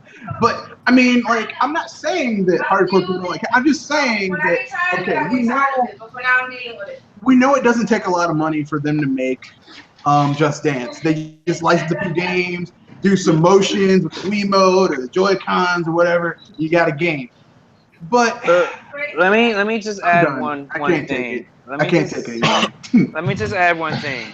If Square and Nintendo could actually make a true sequel to Super Mario RPG, I believe they could do it. Why? Because the relationship between Square and Nintendo has become a lot stronger than they have for the past several years. And as a matter of fact, Square has been putting out a lot of games for the Switch. Like Dragon Quest games, like Dragon Quest Heroes 1, 2, Dragon Quest 10, and most likely Dragon Quest 11. And we're also getting, we already got I Am Setsuna, and then another game made by the I Am Setsuna developers. Lost Sphere. Lost Sphere, and then we got Octopath Traveler. Yeah, Octopath Traveler too. Yeah, we're getting those games. So I think the possibility, if Square and Nintendo, if Nintendo like approached Square and asked them, hey, you want to make a sequel to Super Mario RPG?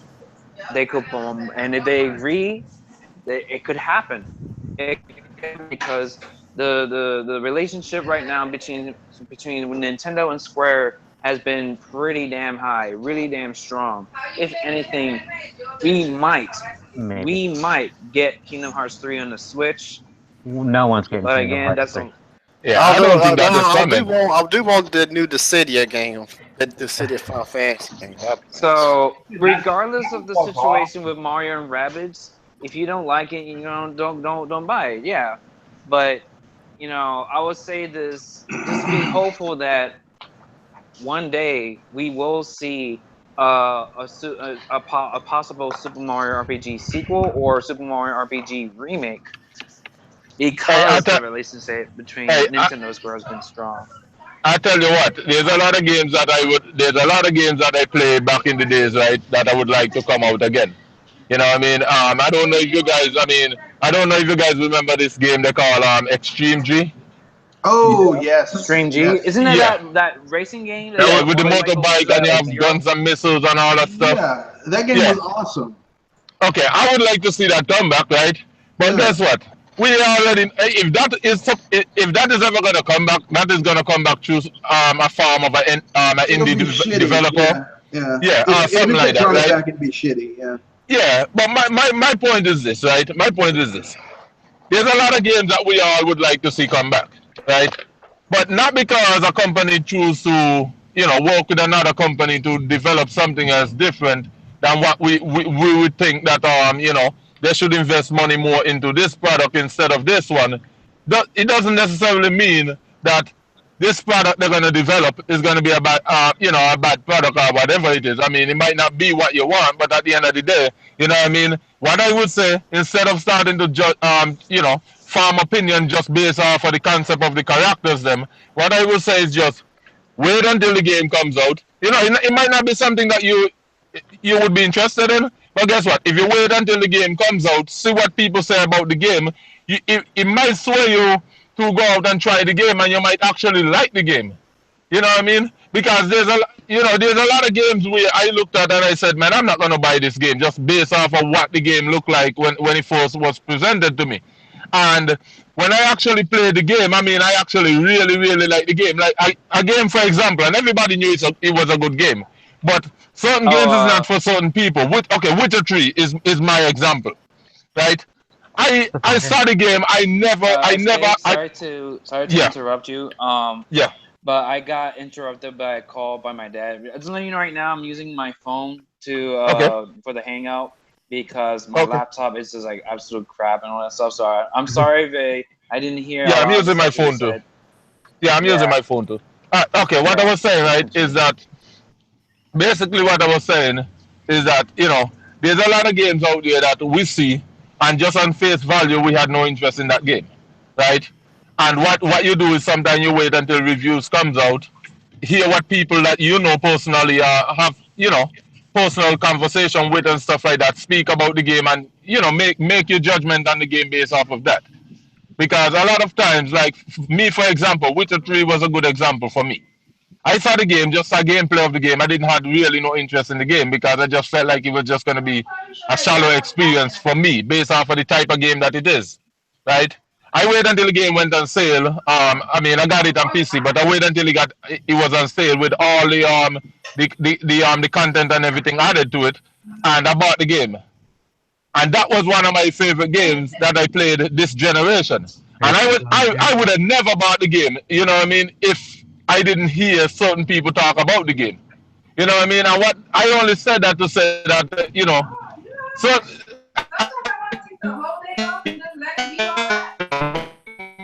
You're cutting out big time. You're glitching out, bro. We can't hear a word you're saying. Okay, you guys can hear me? Now we can. Okay. Yeah, we're just going through a bad area. Round 3. Still can hear me? Bathroom break, shower. Okay. So what I was saying is that it doesn't necessarily mean that because you see this game mean that the game and it's not interesting to you right now mean that it cannot be a good game. The game could still turn out to be a good game. So what I'm saying is just hold off on the opinions until the game drops. If it drops and it's garbage, you can bash the game all you want. Ain't nobody gonna really say anything about it. But just bashing the game just off a face value of what the characters that is in the game, I don't think that's a fair shake on the game. Well, actually, SK does have a point. It's like people saying that the new box is going to suck because it's boxy, but who knows? Maybe the game is Which game that? good. Either the new Bubsy the Bobcat game. The new Bubsy game. We can only hold out for Bubsy because he's had a pedigree of bad games. Look, here's what I'll say about that game. What could possibly go wrong? What could possibly go wrong? Revive zombie corpses. But I mean, here's what I'll say. Okay, I would normally agree with you, SK, except for one small thing. Like everyone here, I've been gaming for at this point like over a quarter of a century at this point. I've been able to form a gamer's instinct where you can look at something and you're like, that's not going to be for me. There's certain things where I'm kind of like, I'm objectively, it could go either way. But at this point, the way gaming is now, you can pretty much look at something and see who's making it, see who's behind it, see who's involved with it, and you say, well, that might be for me, that might not be for me. And just for me, I'm just like, no. Not really on my plate. Now, I know some people might like this game. A lot of people are really enthused about it. Good for you. Me, nah. I'll let it go by the wayside. But that doesn't mean that that's fine. I'm not going to enjoy the other stuff that might be coming out for these. Well, actually, I shouldn't say for these consoles, because most of these games are damn multi-plats. But the other games that are coming out. Hey, and that's fine. But what I'm saying to you is that you don't bash the game, though. I mean, you see what I'm saying? It might not be for you, but that doesn't necessarily mean that you have to bash the game. You see what I'm saying? Because we still don't know anything about the game. So I mean, just to bash it, just because you're bashing it right now. Look, I'm not bashing the game. I'm bashing the characters. You're bashing the rabbits. I'm which bashing the is rabbits. perfectly Okay, fine. but that's what Give a I shit was about just the gonna rabbits. say. And that's What I was just that's gonna my, say is that and that's fair. I should be well, what I was like it's like if they made a movie about a character that you didn't give a shit about. It's like if Sony came out and said we're making a Spider-Man movie, but it's not going to star Spider-Man. It's going to be about Aunt May's neighbor Stan. No one gives a shit about Stan. Why would you make a movie about a character no one gives a shit about? Hey, well, guess what? There's people that I don't give a shit about, right? But when they touch their Twitter account, it's exciting. That's all I'm gonna say. Well, anyway, is anyone else besides me excited for Assassin's Breath of the Wild? I am actually. I actually truly am. It looks really good. Yeah, they finally added a fantastic. You talking about they finally added a Assassin's Creed fantastic. Origins? Yeah, You like a lot of crap, then. They finally added a fantastic element to Assassin's Creed. They've got like monsters and shit in it, which I'm Well, maybe I don't know. Maybe one giant thing. Who knows? Are you also Well, excited for Lord? it's always had fantastical elements. It's not Hey, fair. you know I what? was about to say. Are you also Yeah, go excited for Lord of the Rings: Breath of the Wild 2? Actually, no. The Lord of the Rings takes really. more after 'Cause Arkham. I played the first one and I didn't really care for it. Hey, I tell you what. No, this. Hey, you know, Assassin's Creed 3. Yeah. That kind of sucked the soul out of that series for me. I used to love the Assassin's Creed game, and then when 3 came out, it's like it just sucked everything out of Assassin's Creed out of me, man. It's like I don't know, like. For me, hold it on. was that one. Let me comment on that real quick. Let me say something real quick about that. Is it me? I'm really, really, really hoping this isn't a trend because okay, when Black Flag came out, when Assassin's Creed 3 came out, whatever, Ubisoft actually mentioned that they want to make a pirate game, essentially. So, so that was that whole premise, which is why we even got Black Flag in the first place. All right. Now, I actually had. then we got Sea of Thieves by Rare that was announced, and they showed it off, during Microsoft's conference. Ubisoft still went ahead and made a pirate game. Yeah, that looks a little bit. And I'm thinking to myself, please do not become the next little niche trend that everyone's going to try to do. I don't want to see Call of Duty pirate to say about when Black Flag did come out, it was about a year after its release, they did send out a customer survey to people who played Black Flag, asking if they would actually like a pirate-based video game that was like not Assassin's Creed, but just pirates. So they've had this feedback for a while. It's not just that, oh, look what Rare's doing. We're going to call it. But you know what the funny thing is about that? That game the game mechanics look just like Black Flags. Yeah, and they're really good. And I liked the ship battles in Black Flag. And this one's in third person, so it's an automatic for me. Oh my god. What's that? Shep. Oh, you're killing it. Oh. Yeah. Google Hangouts just don't like Shep tonight. Nope. But anyway. Now, Origins looks really fun. I'm excited for it. And it looks like they're taking more with the combat, because I went to their website and watched a little bit of everything, because if we're all allowed one shitty AAA Western game to love, mine's Assassin's Creed. And that's your guilty pleasure. You're like, I know it's bad. Oh god, I love it. But anyway, I think I might be giving that one a try too. The combat is there. It's going to be less context sensitive like the others, where you can just press like hit, counter and to win. Yeah, counter to win. Yeah, counter. This is. I think it's going to be a little bit. I don't want to say it because everyone uses it, but like more Dark Souls-y, where like the hitbox is on the weapon and not your animation. So like that actually, so hitting someone actually counts. Plus just the arrow play looks fun. Yeah, I mean, because that's the one thing about 3 I didn't like, was because 3 still went off their old aiming mechanics of target someone badly and then you don't get, because using a bow and free aim is going to be so much better. Plus, eagle vision is actually an eagle's vision and not like a Batman tech, which looks interesting. Here's what I'll say. Here's what I'll say about Assassin's Creed. Okay.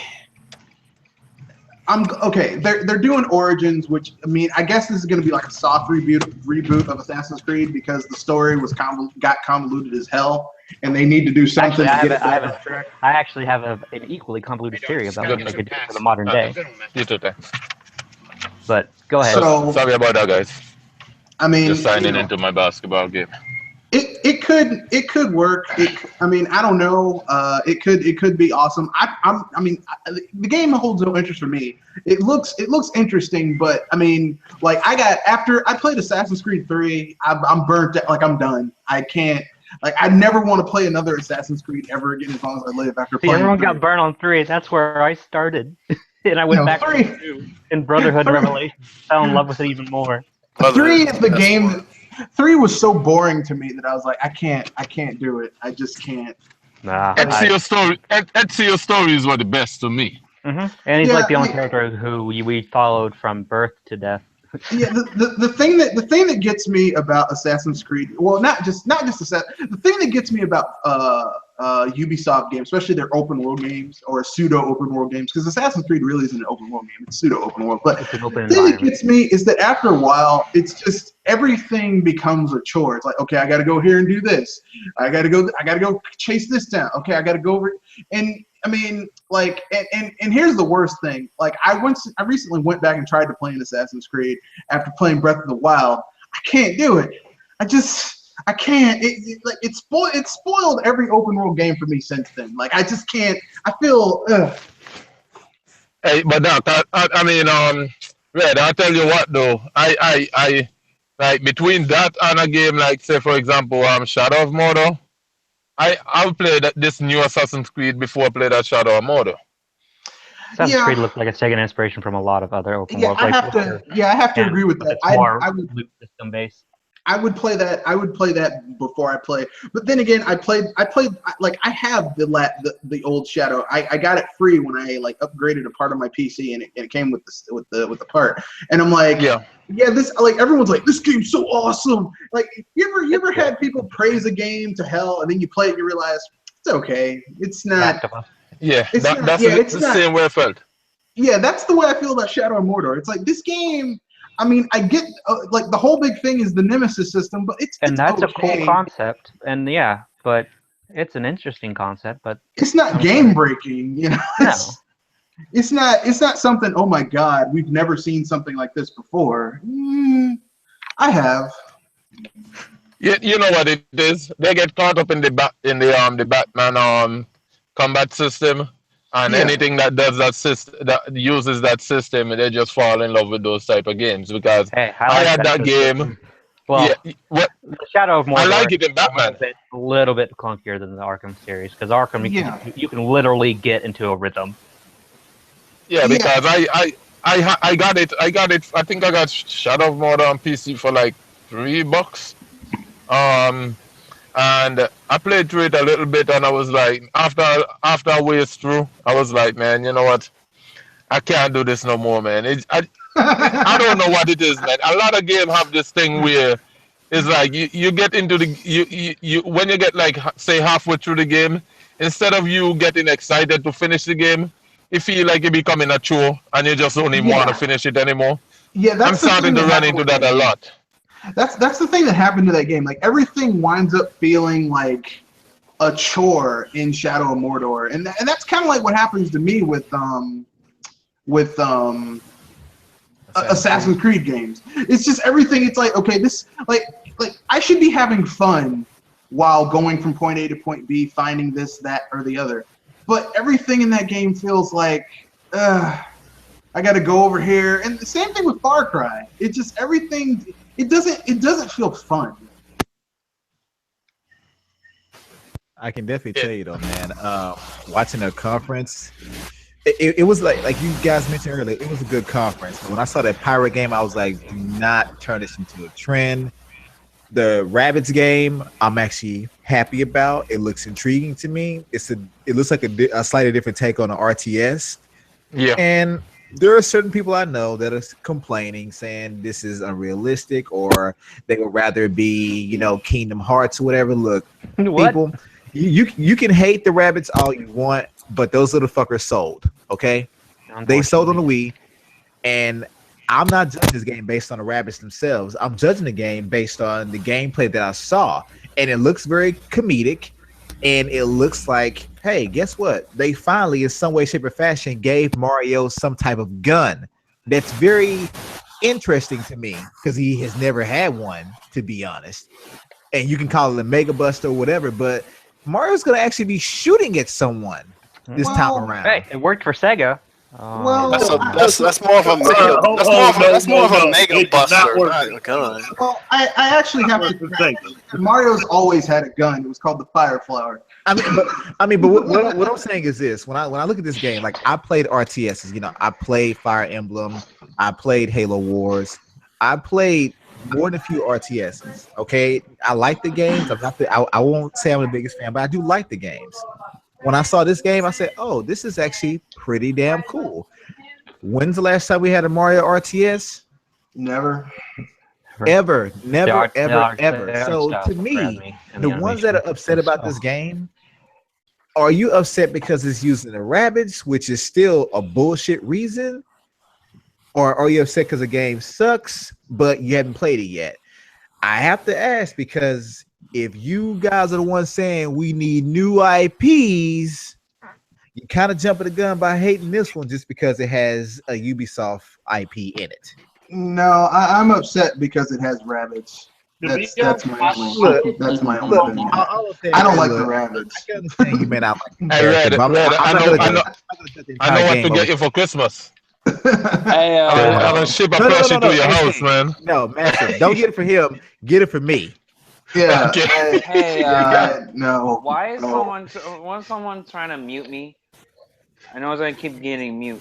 Because we could hear your conversation with whomever you were talking with on the other end, and it was.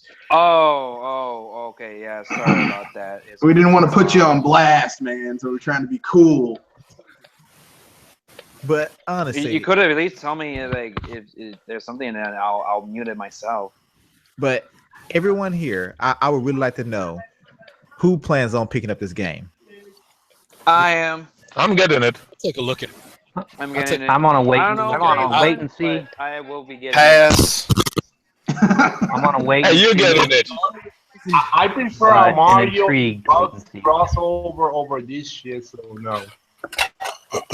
We get Mario Odyssey. That's all I want to see. CB get it. Hey Doc, CB getting it too. CB gonna get it too. I will tell you this.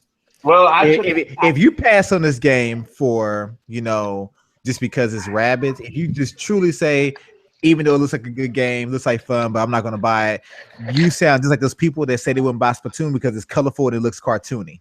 Even though it's a great shooter, great mechanics, very competitive, I know people that would not buy that game because it was colorful and it was based on paint. They're mad because CB gonna get it. Sprite gonna get it too. I give them a week after the game launch. Yeah, no, it's not happening. It's the publisher. I know you're not gonna get it. Yeah, it's just the publisher side of things. That's all. It's like Ubisoft. Yeah, you're gonna get it. Track record. Let me just say this, like, guys, can I say something? They do have a day one edition out already. Go ahead, Gilligan. Day one DLC. So hold on, guys. Gilligan's say something. No. You know, if all you guys are crying over the fact that they're not using like Rayman and Mario, it's your fault for not buying Rayman Origins and Rayman Legends. I have Rayman Legends on Wii U. Look, mofo. Right, hold on. No. I got Origins. Stop real quick. No, wait a for second. moment. I'm not talking about quickly. You guys specifically. Real quick, Sprite. You can't say shit. You bought that game super late and you bought it used, I believe. Hey, he bought Street Fighter 5 too. I actually was one of the very few people. I'm only commenting on the fact that, hey, I'm not trying to put you on blast. You say you bought, yet you have Rayman Legends. I remember specifically when you say you bought the game, you were asking me, hey, is like, I think the game was like $15. Is this too much to pay for Rayman Legends? It was $50 and you bought it used. Are you talking to me or Sprite? You supported them. You bought this game used like 2 years later. Are you talking to me or Sprite? Sprite. Okay. On Rayman Legends. Fair enough. Here's what I'm going to say, okay? I supported Ubisoft. Look, I bought Red Steel. I bought Red Steel 2. I bought Rayman Origins on the Wii. And I want listen. My birthday's is February 7th. I was gonna buy that game for my fucking birthday, but they pushed the damn game back. So you know what? Fuck Ubisoft. Okay. I got a question for you guys. Real fast. So I guess some of you hey Red. So what publishers are you boycotting? Most of them. Most of them. Okay. I'm being facetious. Not all. What publishers are you boycotting? What publishers am I boycotting? Yeah, which publishers? Because it sounds like you're boycotting Ubisoft, and you might have more. Well, Ubisoft is I can tell you right now, I'm not buying the Mega Man anything. Disney collection thing. I'm not buying anything. Okay, in other words, okay, what I'm trying to get at, sorry guys, what I'm trying to get at is this, right? You see, this is the problem, right? We get, let's just say, right, games come out, we get exclusive. You guys already decided you're not buying it before you know whether the game good or not, right? I mean, you already see how these developers are acting. They're acting like that for a reason. Some of these developers, publishers, are acting like that for a reason. The reason why some of them are acting the way they're acting is because when they try, and you know, especially on a Nintendo console, they're not going to try hard enough. They're going to give you certain specific games. If the game is crap, I wouldn't tell nobody to buy a garbage game. Number one. But if you're already judging a game before you even launch, ratings or anything came out on the game saying you're not going to buy it, I mean, how do you guys expect publishers to actually put any effort into anything when they're just gonna feel like everything they put out there you're not gonna buy? You see what I'm saying? I mean, try to buy keep what I'm saying is that keep an open mind until the game actually comes out, and if it's something that you know, if it's coming out and it's getting good ratings all around and people is giving it good feedback, why wouldn't you attempt to try the game for yourself? You know what I mean? Because of the characters in the game, and forget the characters. Them the way I see it is look at the rabbits them like this. And that's just it's an ugly Peach and an ugly Luigi. And you know what? Play the game that way. I can agree with Massive on that. And because here's a better question. I'm going to use myself as an example on this. Go ahead, Shep. You sound really bad. Whoa. You sound really bad. Unintelligible. Like, we can hear you, but it sounds like you're talking through like a bubble machine or something. Don't shoot. I just went through 3 different headsets. I don't know what's going on today. You actually sound better now. Don't want me talk. Yeah, you sound better. Go ahead, talk. Equals MC squared. Publisher out and developer out, and third parties can split my what? Okay, can you hear that good? Oh god. Oh man. Fair enough. You're true. I know, but okay. Well, here's an example I have. This is about me. When they first announced Destiny, I knew for a fact I didn't want that game, and I gave my specific reasons. I said it looks like Halo with a different skin.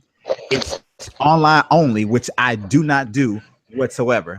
So at that point, I knew, hey, this is not what I want. That's the one thing Plain and that's simple. about that pirate game. I had my reasons, and I stuck with that. Same thing. No offline campaign, online only. It's just a reskinning of Halo. Wasn't gonna get it. Division, same thing. I even was interested in the game when they first announced it, but then once they said that, no offline mode, no this, I said I'm not buying it, because even though the game may be fun for that reason, I don't do online only games, because after a while they just become glorified coasters. I don't do that. I like to come back to my games years later. I like to. When I look at this game, which seems to be, offline, mainly, story driven, one player, or whatnot, I'm interested in this game. I'm going to buy this game. Now, let's say do something really stupid and just reveal something that doesn't make any sense. Like they say this game they got a DLC pack that's going to be $50 or something that bad, would be the only reason I do not support this game. But I'm not going to discount the game just because it has a Rayman character or because Ubisoft has a shaky history. Because at the end of the day, this is a collaboration title. It really is. Nintendo's not gonna let someone use their IP and make a truly complete ass backwards game. It may not be great, but they won't let someone completely shit on Mario. Yeah, that's true. Hey Doc, we can just call the rabbits an ugly Peach and an ugly Luigi, just to make Sprite and Contrarian feel good. I'm just saying. Look, I'm not. I'm simply saying I go where the fun is, and just in my opinion, look, the game looks fun. It looks intriguing. It's up to them to keep it that way up to the release. But for right now, I'm on board with this. Have I bought any other Ubisoft titles? Ubisoft? No, I haven't bought any other titles by them because I was also on that boycott wagon where it's like, you release any crappy title, even if it's just a couple of glitches, I'm not gonna buy it. And you know what is so yeah, go ahead. So yeah, sorry about that, but I was want to say something. You know about Rayman, the Rayman Legends fiasco a few years ago. You know what the thing is? Despite the fact that that Ubisoft pulled that bullshit, they delayed the Wii U version just so they can release the other versions to make it multiplat. The Wii U version still turned out to be the best version, and still to this day, it is still, even by quite a few people, stating that it is the best version. The Wii U version is the best version, you know? Oh boy. So, like, and I bought it. I bought it day one. I actually pre-ordered the friggin' game. I pre-ordered the game in GameStop and got it day one because the fact that I know this is gonna be the definitive version. The Wii U version is gonna be the best version. Why? Because it takes advantage of the Wii U gamepad and it has extra features that the other versions don't have. So, yeah, like seriously, I really felt that, you know, for those, I'm not even stating this to you guys in the chat. I'm specifically saying to everyone else outside of this chat, basically. You know, for those that are crying that the Ubisoft and Nintendo sort of made a Mario and Rayman crossover instead of Mario and Rabbids crossover, you know, I basically say that this is all your fault because the fact you didn't bought Rayman Origins and Rayman Legends. Then those two games are the best in the series has to offer too. Because I'm only buying it used. Sorry. I tell you what is more important. Hey, you know what is most important? Most important is that if you look at the Switch lineup right now for the rest of this year, for a year one console, it's really good. Pretty good. Yeah, that's the most important thing, and that's just another game to add to the summer lineup. Because if you think about it, you have a game in June, July, August. You're gonna probably have one in September, October, November. Poken's in September. Exactly, and then probably Fire Emblem Warriors. And then we still got Hyrule Warriors. I mean, what you call it, Fire Emblem Warriors coming. So I mean, probably, and then Warriors in November, and Xenoblade in December. Yeah, so you got a damn good lineup. Like, here's the thing. As far as buying Rayman Legends, no. Look, if you support bullshit, it never gets better.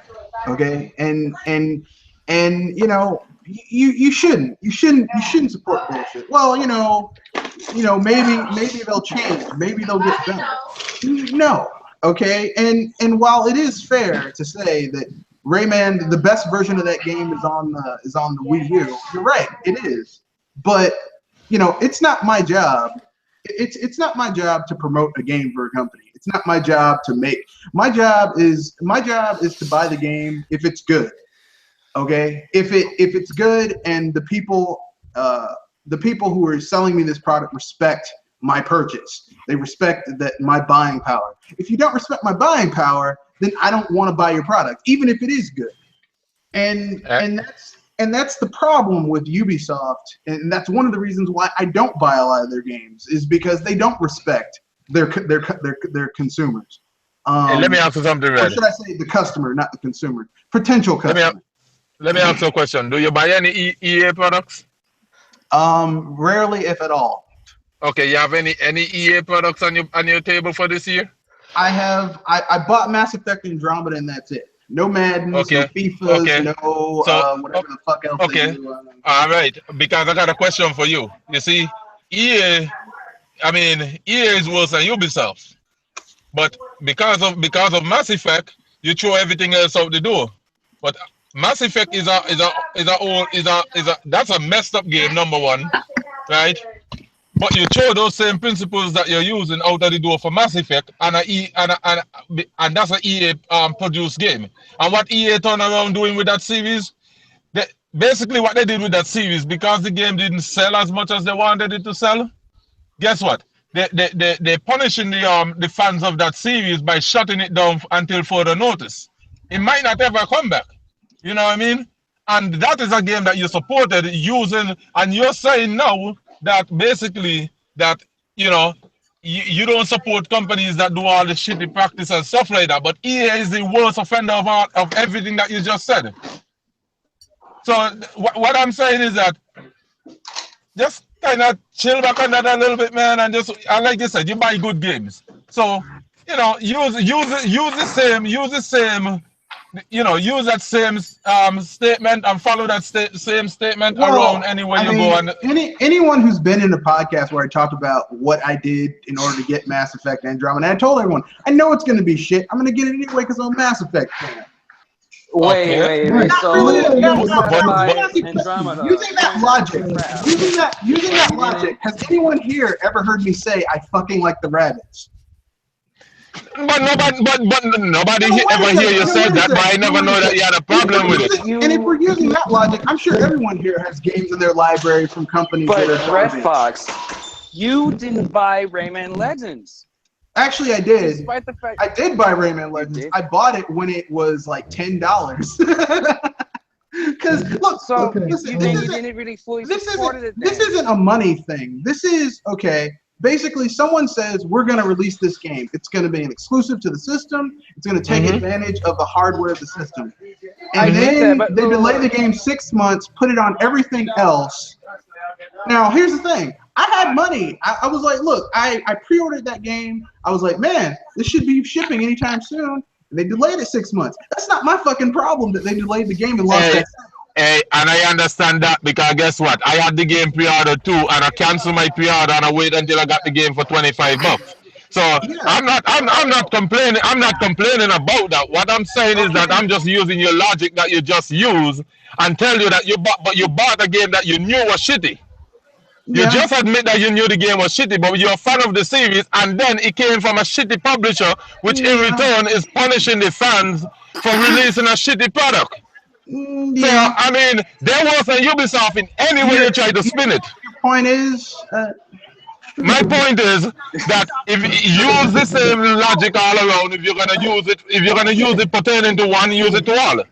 Okay, then. So EA caught me slipping, but overall, I don't buy like 95% of their games. So. I mean, listen.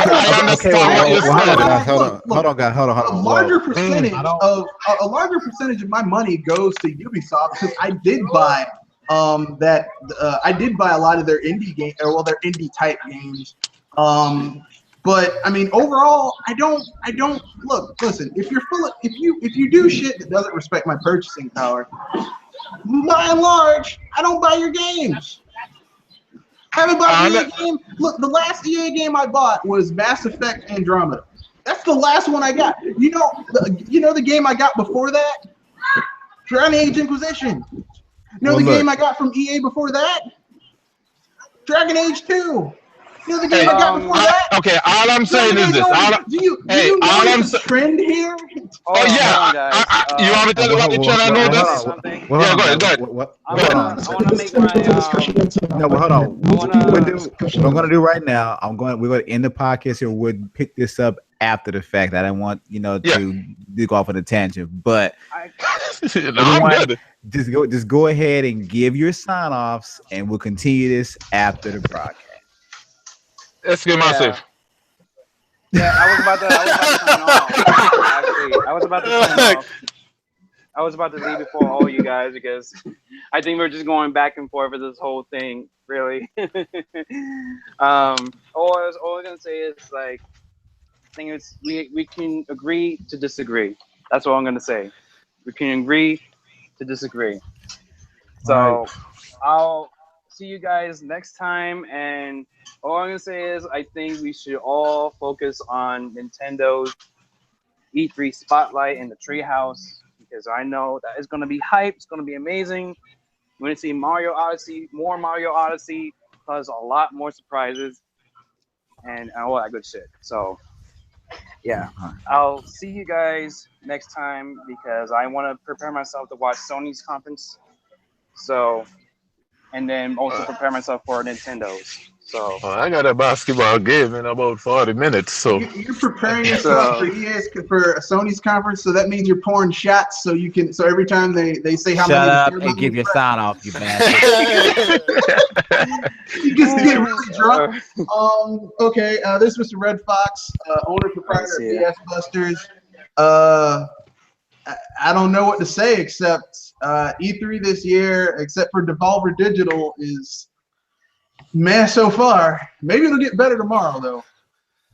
All right. And Andre?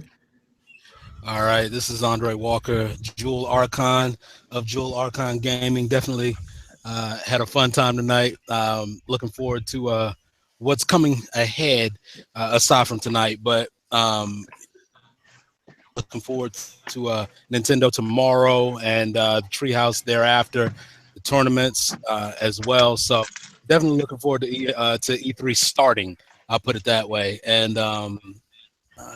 beyond that, check me out on Jewel Archon Gaming. You can find me at jewelgaming.wordpress.com to check out the blog. And from there, I'll turn it over. Good work, man. All right, and Metal Man, don't be a dick. Talk about get your pillow ready for Sony's conference. Well, man, you don't need a pillow. I'm telling you, man, just get your shot. Just take a shot every time they say how many, like some useless shit that no one cares about that doesn't have anything to do with games. Just take a shot. You'll be drunk before the conference is over.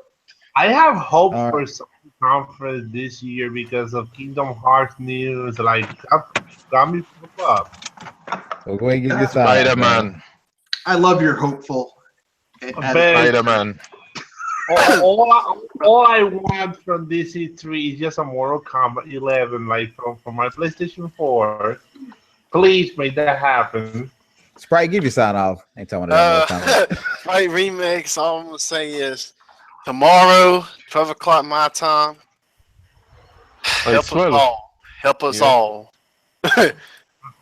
All right. I know I'm keeping my expectations low, but I'm also collecting salt water. Hey, Chef, go ahead and give your sign off if you're there, you bastard. I can't. Is it actually my turn? We can hear you. Oh, okay. Well, first things first. This was officially the hardest podcast for me to ever get in. Not because of you guys, just because for whatever reason my tech was being a pain in the you-know-what. Oh, I can hear you now. 4 headphones, man. 4 headphones. This is the 4th one, and this is one of my oldest headphones. The irony, right? Okay. So this is going to be a little long because I didn't get to talk at all, really. One, SK, Brethren. Yep. A lot of things, but you need to relax. You sound like you're screaming at everybody else sometimes. Hey, I already told you it's the earpiece. No. But I mean, I'm referring mostly to the interaction between you and Mr. Red. But anyways. Oh, no. We cool. Yeah, we cool. All right. Yeah. I'm looking forward to seeing how things going. Truthfully, at first, I was like, I don't know about this E3 this year. It's going to be lame. But now, Microsoft did better than I expected. Ubisoft did kind of sort of better than I expected. I haven't looked at EA yet. I'm almost never in a rush to look at EA's. We're just gonna look at a recap, truthfully. Leave EA alone. You guys been ragging on them all night. FIFA. The last EA game I bought was a Need for Speed. And I tell you, man, that was a while back. they stop effing up. We'll stop picking on them. Yep, pretty much. I'm going to see my signing off last. Like, I will say this. I know this is not gonna happen. Huh? What? Go ahead, Shep. I know it's not gonna happen, but I want a new Final Fantasy Tactics. Hurry up, you bastards! oh yeah, Love that game, boy. Go ahead, Me waiting on Contrarian. Kingdom I love Hearts that 3 to game. come out. Let's get to the point where it makes almost no sense. But anyway, Give your sign up, Contrarian. I'm going to be honest. This E3 has been mediocre, bad for me. Like, really being any sort of thing that actually interests me. So, I'm hoping that Nintendo can save E3 for me. Insanely high expectations for Nintendo. Come on, they need to blow this out of the water with the Switch. So tomorrow to be an interesting day, and I'm looking forward to it. But like all presentation, the most I can say is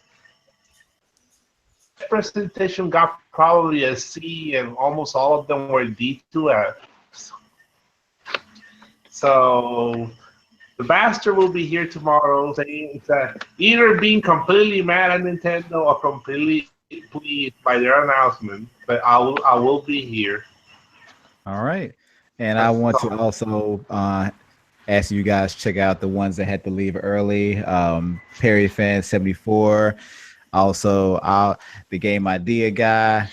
But yeah, be sure to check them out. And as far as the Game Idea guy, you go ahead. Oh, you give me a sign off. Here's the Game Idea guy. Thanks for glad I could be here at the eyes and ears more of my content, as I always say. And I'm Dr. Feel Good. That's cool, man. That's cool. I'm Dr. Feel Good. As I always say, keep it gaming. We will be back tomorrow to discuss Sony, Nintendo, and maybe some other issues that they have with the other ones. But until then, peace. Yeah, I'm gonna hop on Splatoon. Later, guys.